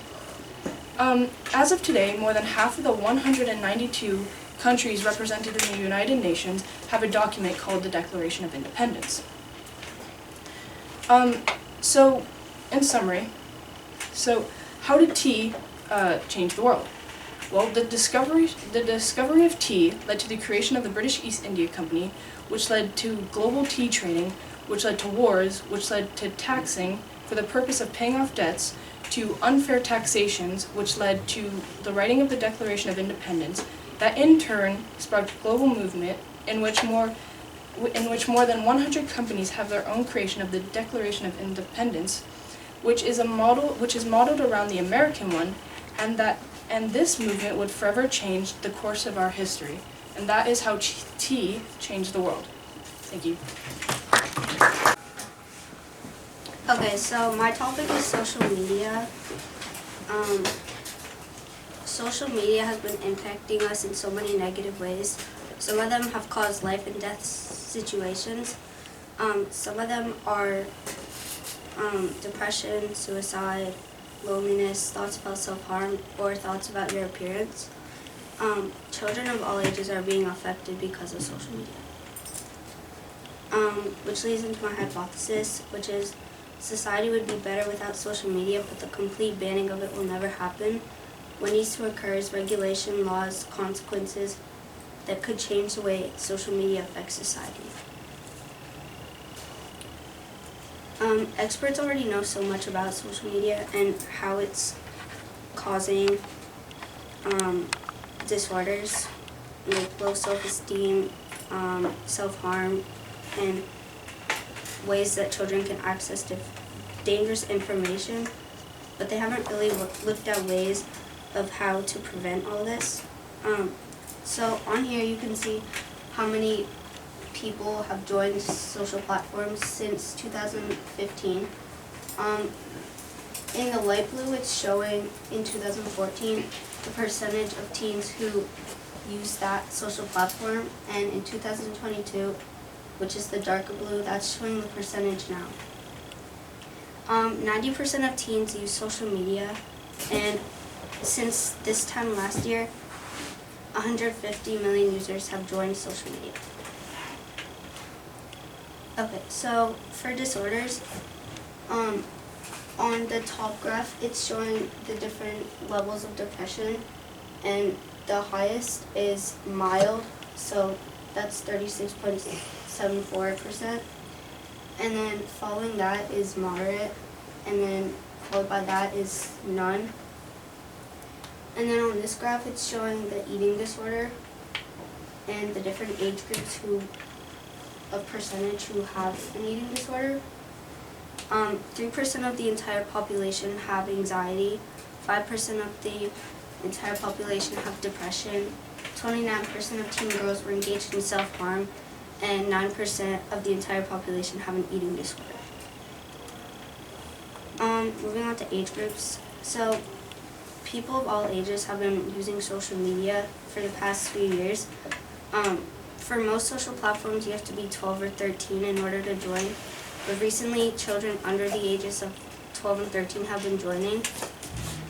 And on here, you can see the different age groups who have been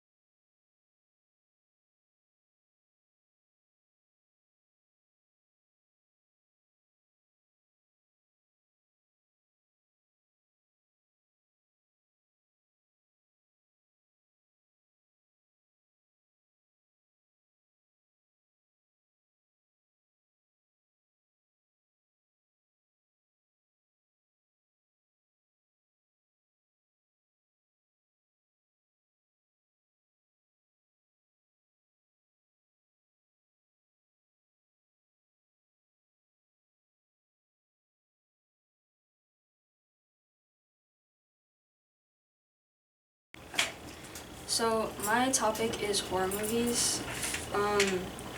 There are a lot of different ways to look at horror movies, and there are different styles of horror movies.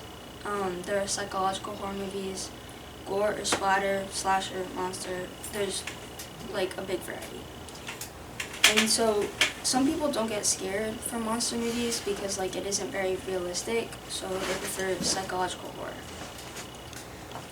Psychological horror make the audience invested in and make it confusing, so it's much harder to predict what will happen in the end and like who will live and die and stuff. And surprisingly, horror movies can be a benefit to your mental health.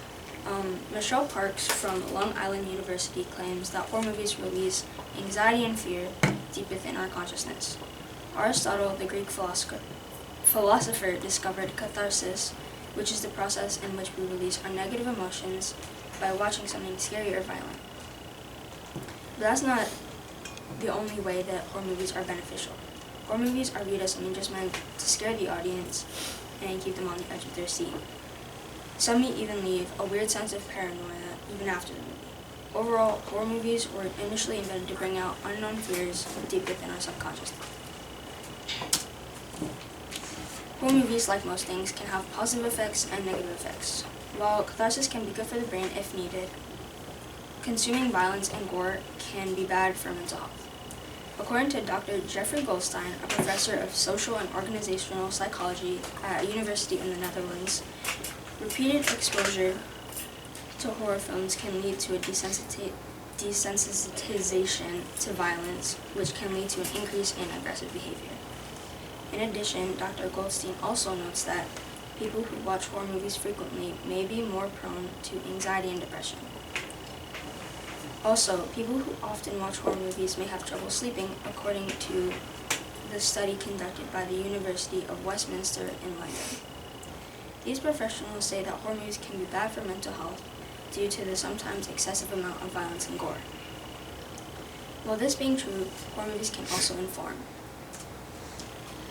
Everard Digby, an author from RunP.com, states, "By watching horror movies, students can observe and analyze characters' motivations and actions to better understand their own emotions and learn how to respond in different situations." Horror films are also effective in helping students understand different moral values such as justice, empathy, and courage. While horror movies can be harmful, they can also be informative.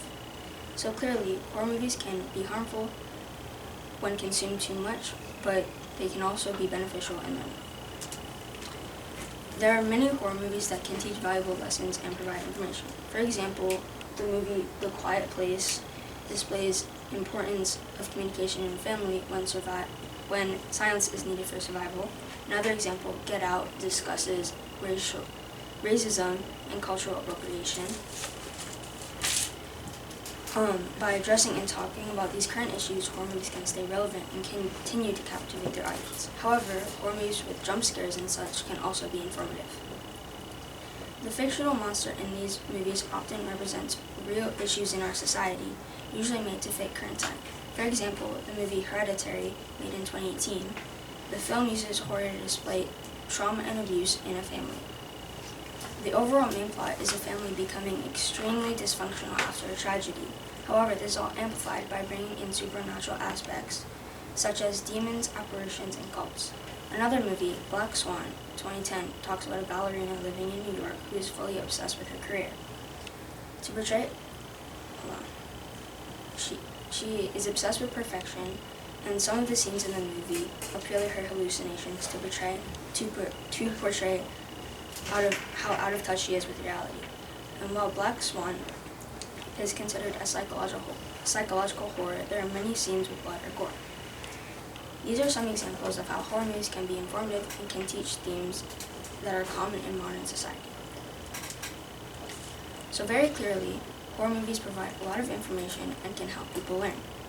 Horror movies are supposed to bring out our unconscious fears, essentially fears that we were unaware of before, and in and of itself can teach us more about ourselves. Scary movies, books, and podcasts can help people think through how they would respond to threats, prepare for worst-case scenarios, said by experts in the psychology of fear. Horror movies help people confront or realize their fears without actually bringing being in harm's way.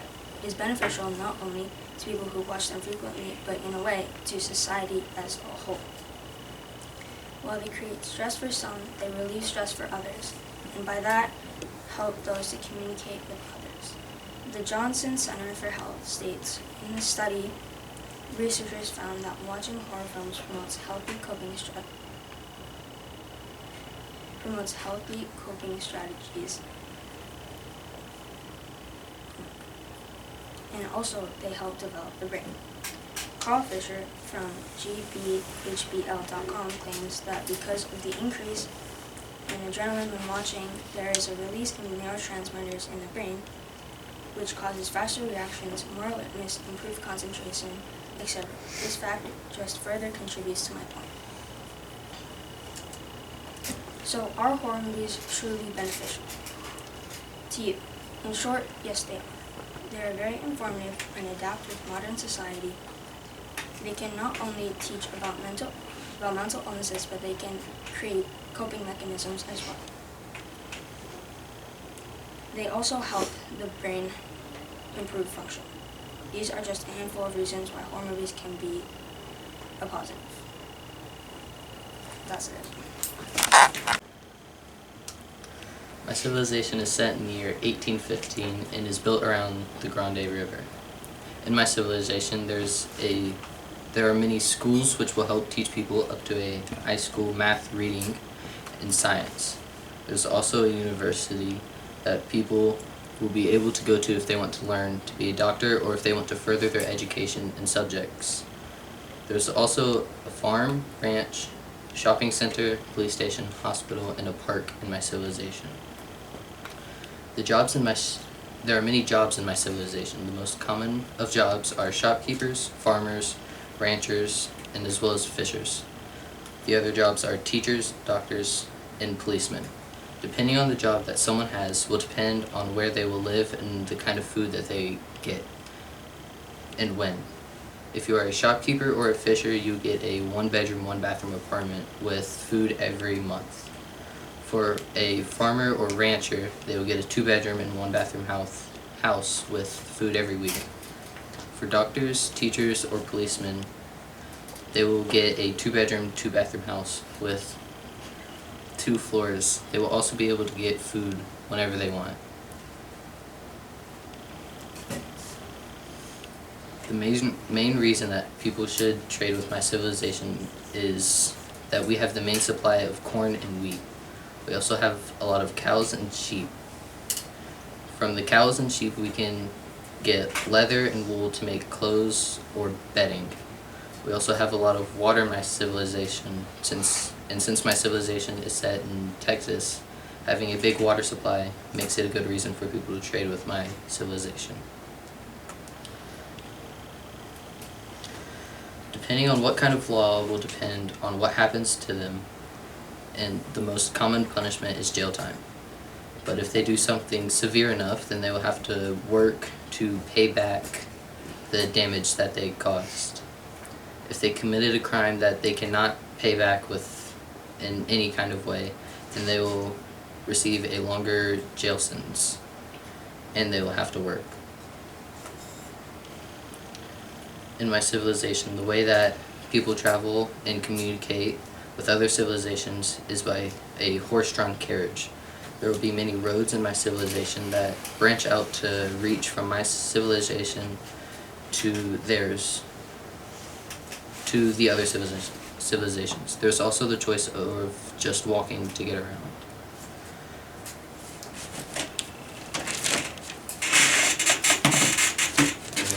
This is the map of my civilization. We have the corn and wheat farms with the ranch over here. There's 2 sheep fields and 2 cow fields. There's a school and university with the town, the court, police and fire station. There's the general store. There's the houses and stores up there. There's the river that supplies water for my civilization. There's the farmhouse for if you work on the farms. This is where you live and store all of the food. The schools also have their own farm to supply. there's the hospital right here.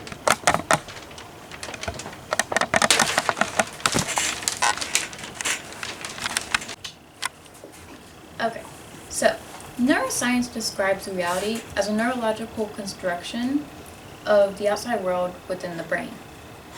It's an inside-out process. The philosophical world describes reality as an evolving world of shared hallucinations, and this is outside in. But the real idea behind reality is that you don't need a super sophisticated notion of what it is to understand it or be a part of it. We as living things are just reality. But as humans with a consciousness, we have added a unique and ever so confusing spin to what is known as reality. So,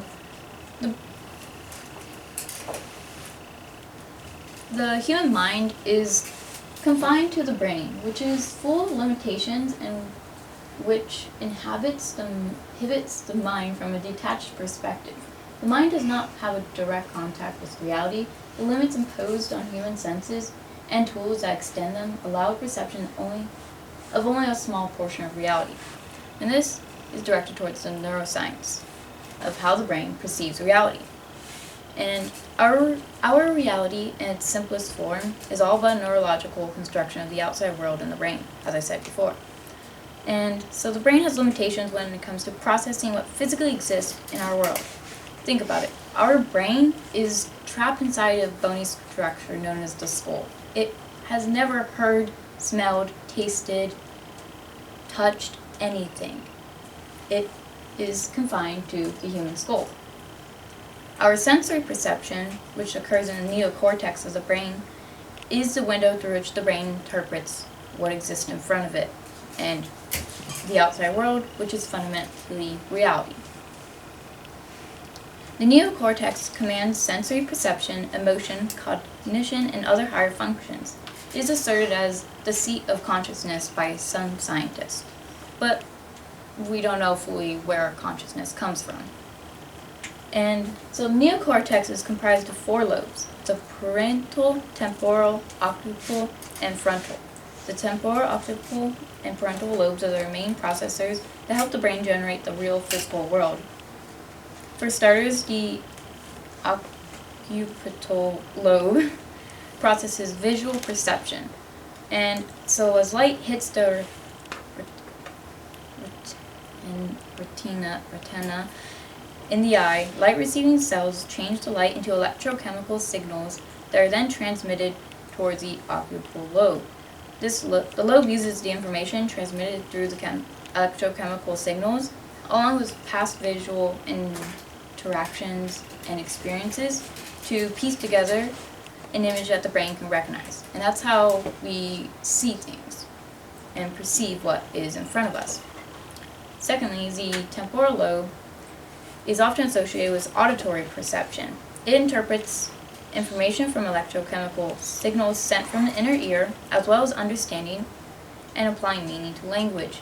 So this is where our meaning from any word that we say comes from. And that's how the brain understands what other people say.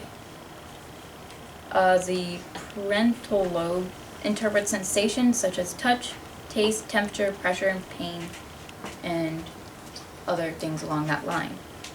Information from these sensations, sent again by electrochemical signals through the nerves, are processed in the parental lobe and assist the brain in making sense of physical sensations taken from the outside world. The frontal lobe is the fourth component of the neocortex, but it's not really used for sensory perception. It's more behavior, activity, and responses. And so scientifically, this is how the brain interprets reality as, the brain interprets reality despite its isolation within the skull, and it applies the real meaning to reality somehow. But along with this is a philosophical view of reality. So, as humans, we have consciousness, and we interpret the world using our consciousness along with just straight up what physically exists. And so, parallel to the literal reality that the brain creates from our senses is reality created by our consciousness. Known as social reality, is a more conceptual version of the term reality and is unique to humankind. Social reality combines with literal reality within the brain. The brain doesn't just directly perceive it.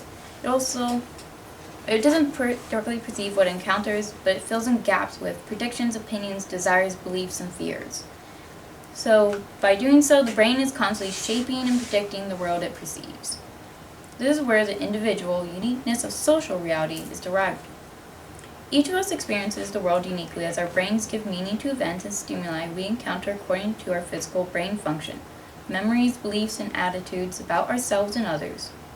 This is from an article of the neuroscience of your reality. Now, as straightforward as social reality may sound, it has been a philosophical wonder for thousands of years.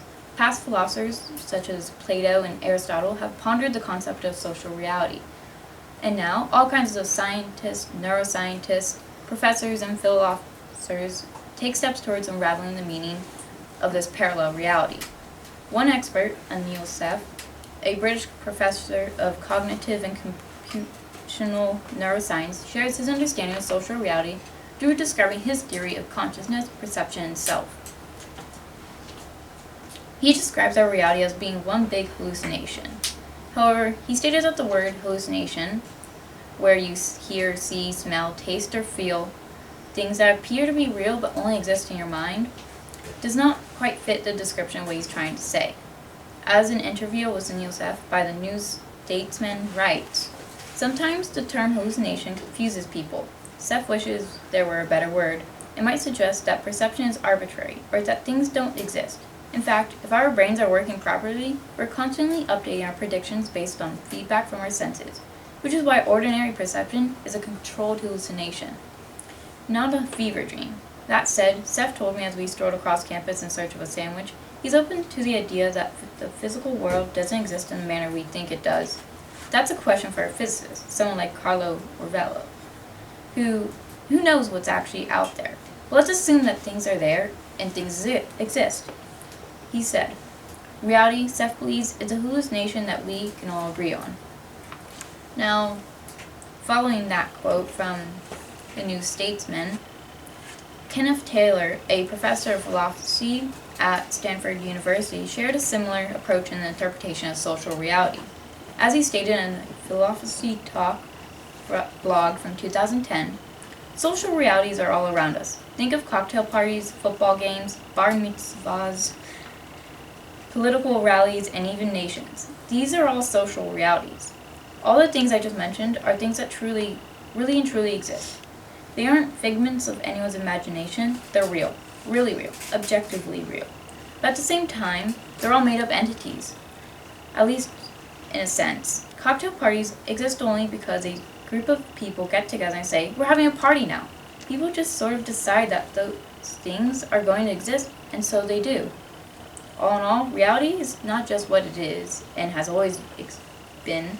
Instead, the real reality of reality is more molded by us humans. As expert Anil Seth has put it, we're all hallucinating all the time. When we agree about our hallucinations, we call it reality. Now, reality is not just an idea or concept or inference. It's supposedly set in stone. That if you search up the definition of reality on Google, it will say the world or state of things as they actually exist, as opposed to an idealistic or notational idea of them. But this isn't exactly true, for us humans at least. So this is where I get into the shaping of reality. And an example of this is in the year 1610, Galileo Galilei, a famous astronomer, made a scientific breakthrough that would change the way people viewed the world and reality as it was then. His breakthrough aided in confirming the heliocentric theory that the Earth revolves around the Sun and not the other way around. At the same time Galileo made his breakthrough, the Catholic Church ruled most of Europe. Their institute deemed Galileo's discovery as heresy, a theological doctrine or system rejected as false by the Christian Church authority. And his theory also contradicted with what the Church's interpretation of the Bible had said. And so, in summary, Galileo's discovery would have changed reality, the state of how things existed at the time, and the reality people lived in. But because of the Catholic Church's institution and their rules and belief pushes, Galileo's discovery did not change. Well,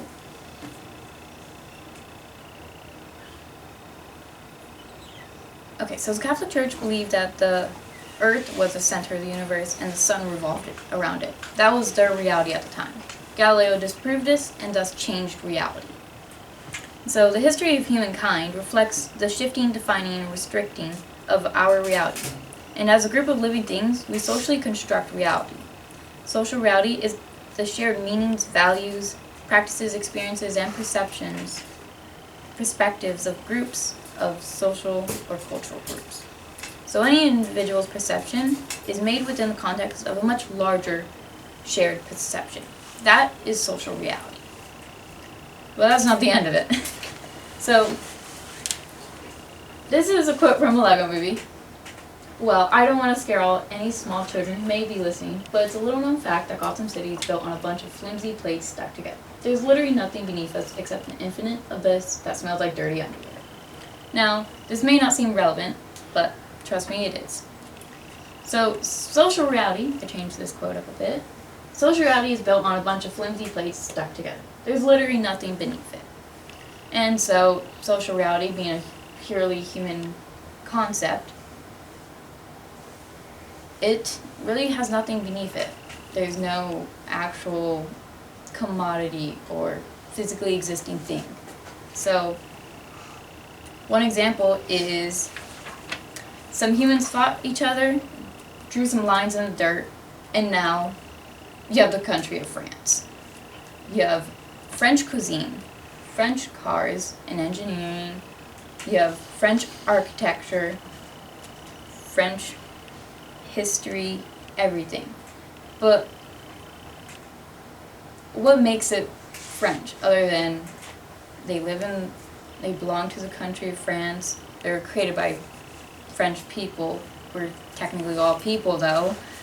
So if you go back to the origin of anything, you really see that there's nothing underneath it. So money, for example, we impose functions on bits of paper and metal, and bam, you have money, and now we trade this, and some people have more power and more things than other people just because they have more money. But money doesn't actually have anything backing it. And again, the countries, we draw imaginary lines in the dirt and they become the borders of a country. And the people on opposite sides of those imagined lines transform into citizens with rights and foreigners without them. So essentially, lines drawn on a piece of paper, a map, human created, become borders and restrictions for people. And that is social reality. It's flawed or confusing, but it's just the world that we live in. It's our reality as human beings.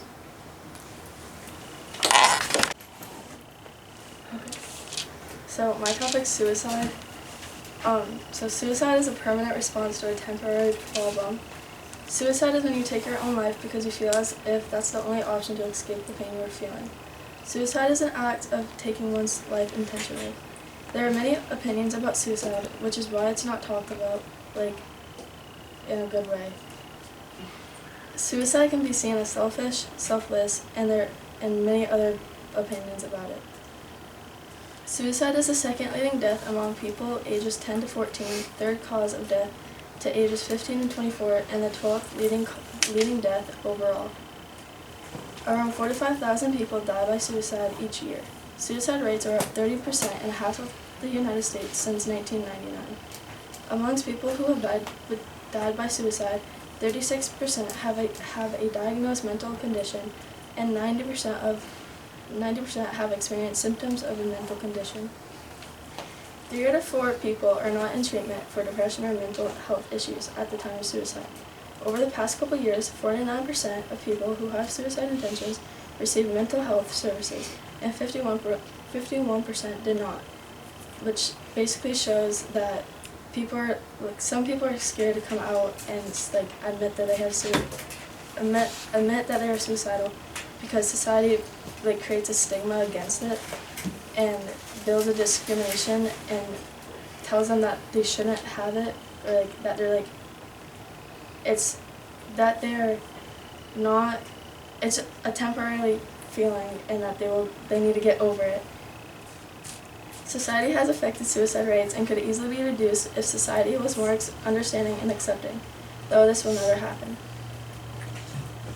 The reason I chose this topic was because I feel as though suicide is often a hidden topic in the real world. People don't like to talk about suicide because they think it's selfish, and they build a stigma to create a discriminating feeling towards suicidal people so that they feel like they are so alone and have nobody for help. I believe that suicide rates are increasing because of society's discrimination and hatred towards them. We are bombarded with images on how we're supposed to look and how healthy we're supposed to be and how much money we should have. So when people come out and say they have suicidal intentions, people bash them and create a stigma for not being perfect. This is my hypothesis. And then I have a video.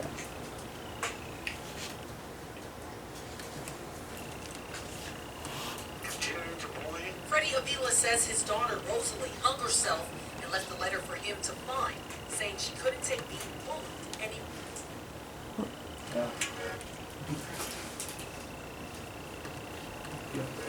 Yeah, it's okay. Ah, seagulls. The eagles of the sea. The best way to book your stay in the USA. Booking.com, Yeah. Anymore. But even after news spread that Rosalie committed suicide, family says students still made fun of her, posting this image of her face near a grave online, mocking her death. So hard, it's just so mean to just do that. It's not funny. You know, it's not funny to see that image of your daughter and to be mocked like she's crap and she's not. That's my daughter. Family says they took these concerns to Mesa View Middle School officials, but nothing was done. Right now, the bullies are still there. They suspend for a couple of days, they come back and they bully somebody else. And that's the... So that video shows that basically people encourage people to kill themselves. Whether people kind of take suicide as a joke, and often you hear people jokingly tell other people to go kill themselves because they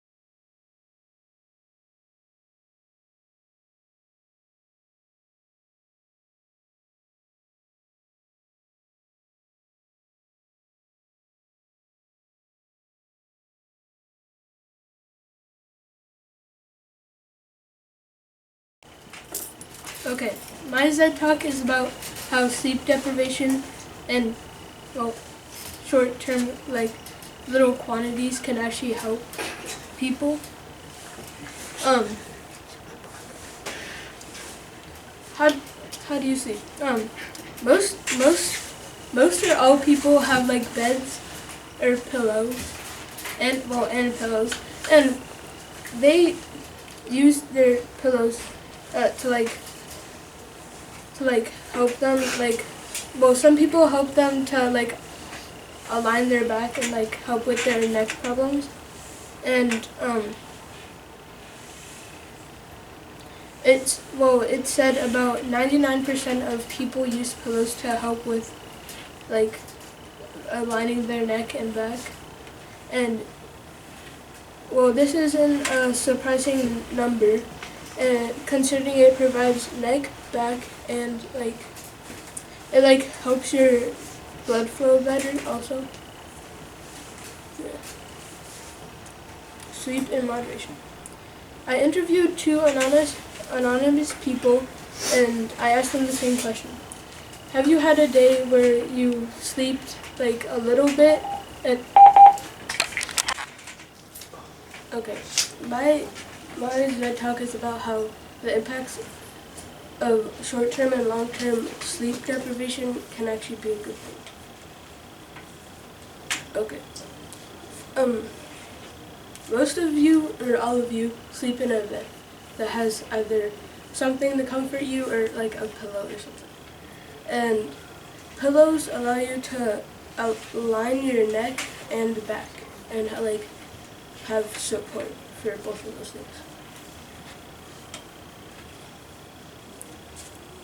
I interviewed two people on the same day about how they have they slept only a little bit, and have they slept a lot on two separate days. And they both told me that on the days that they slept a little bit, they can either focus on one thing and not be distracted, or they can actually write and kind of complete projects and all that. The Russian sleep experiment. There was this article about the Russian sleep experiment. On the 9th day, marked, 2 prisoners started screaming while running around. The screams were so loud that they almost broke their vocal cords. The next day, the scientists said that they heard the subjects talking about a random person walking around in their cell when there was no one there.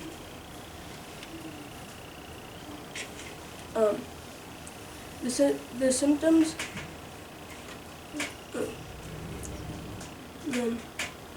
Somebody interviewed people on how they slept and all that.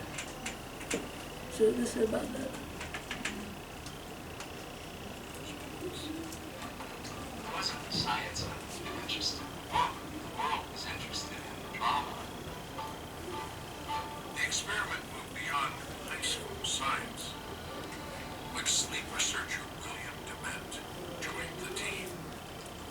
And he brought portable EEG, which no one had ever seen before. They sent the EEGs to a supercomputer, a great computer in Arizona. And that computer concluded that if parts of his brain were sleeping while others were awake, his brain was catnapping in pieces. That is how the human brain survived this. While Randy looked wide awake, parts of his brain weren't. What neuroscientists now call a microsleep. A microsleep is something that may happen after we've been awake for a very long time, and our brain needs sleep so desperately that we may fall for a very short interval of 3 to 15 seconds. And we've all seen this when our eyes shut down and we nod to sleep for just a few seconds like this. We're all very polite, sort of pretend we don't see it. But as we're talking to someone and they start to fall asleep, we notice that they're losing muscle tone, so they start to slump and the head will start to fall over and the lids are coming down and they'll see the eyes roll with the head. If you're holding a steering wheel and driving, you might notice that your arms are starting to slack a little bit on the wheel. only takes 200 milliseconds when you're not paying attention that the car is going in the wrong direction.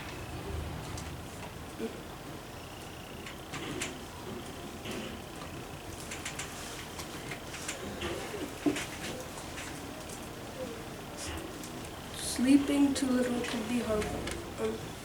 The symptoms of sleep deficiency may differ between children and adults. Children who are sleep deficient may be overly active and have problems paying attention.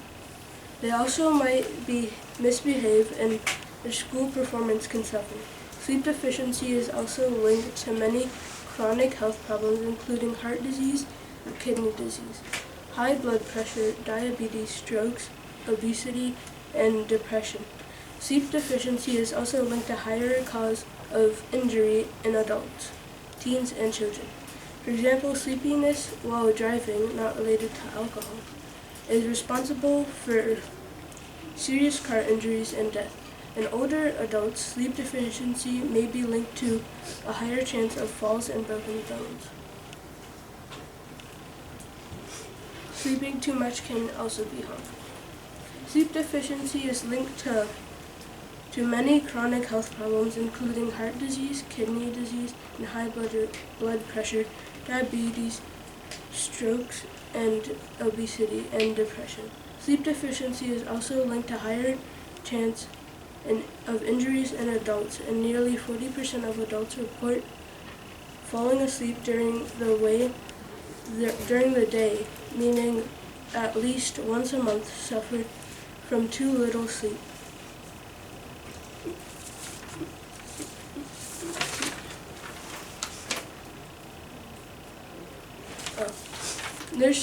The nurses' health study involved nearly 72,000 women. A careful analysis of data from the study shows that women who slept 9 to 11 hours per day were 38% more likely to have a heart disease.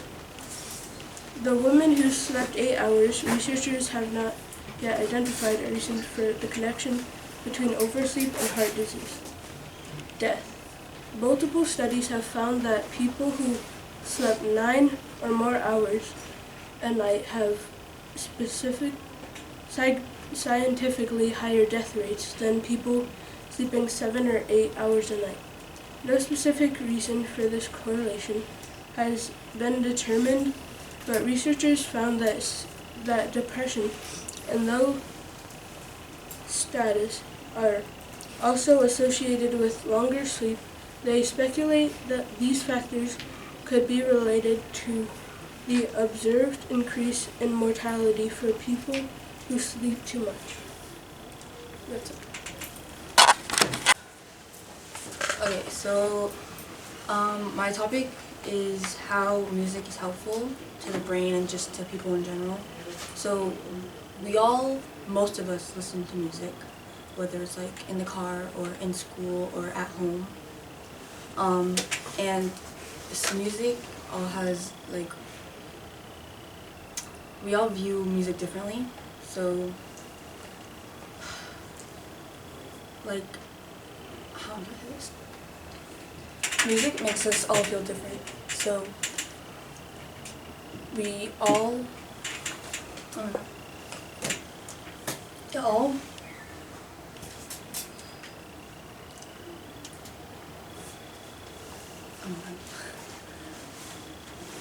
different music, like different genres, makes our brain have delivers a message in a different way. So sad music, it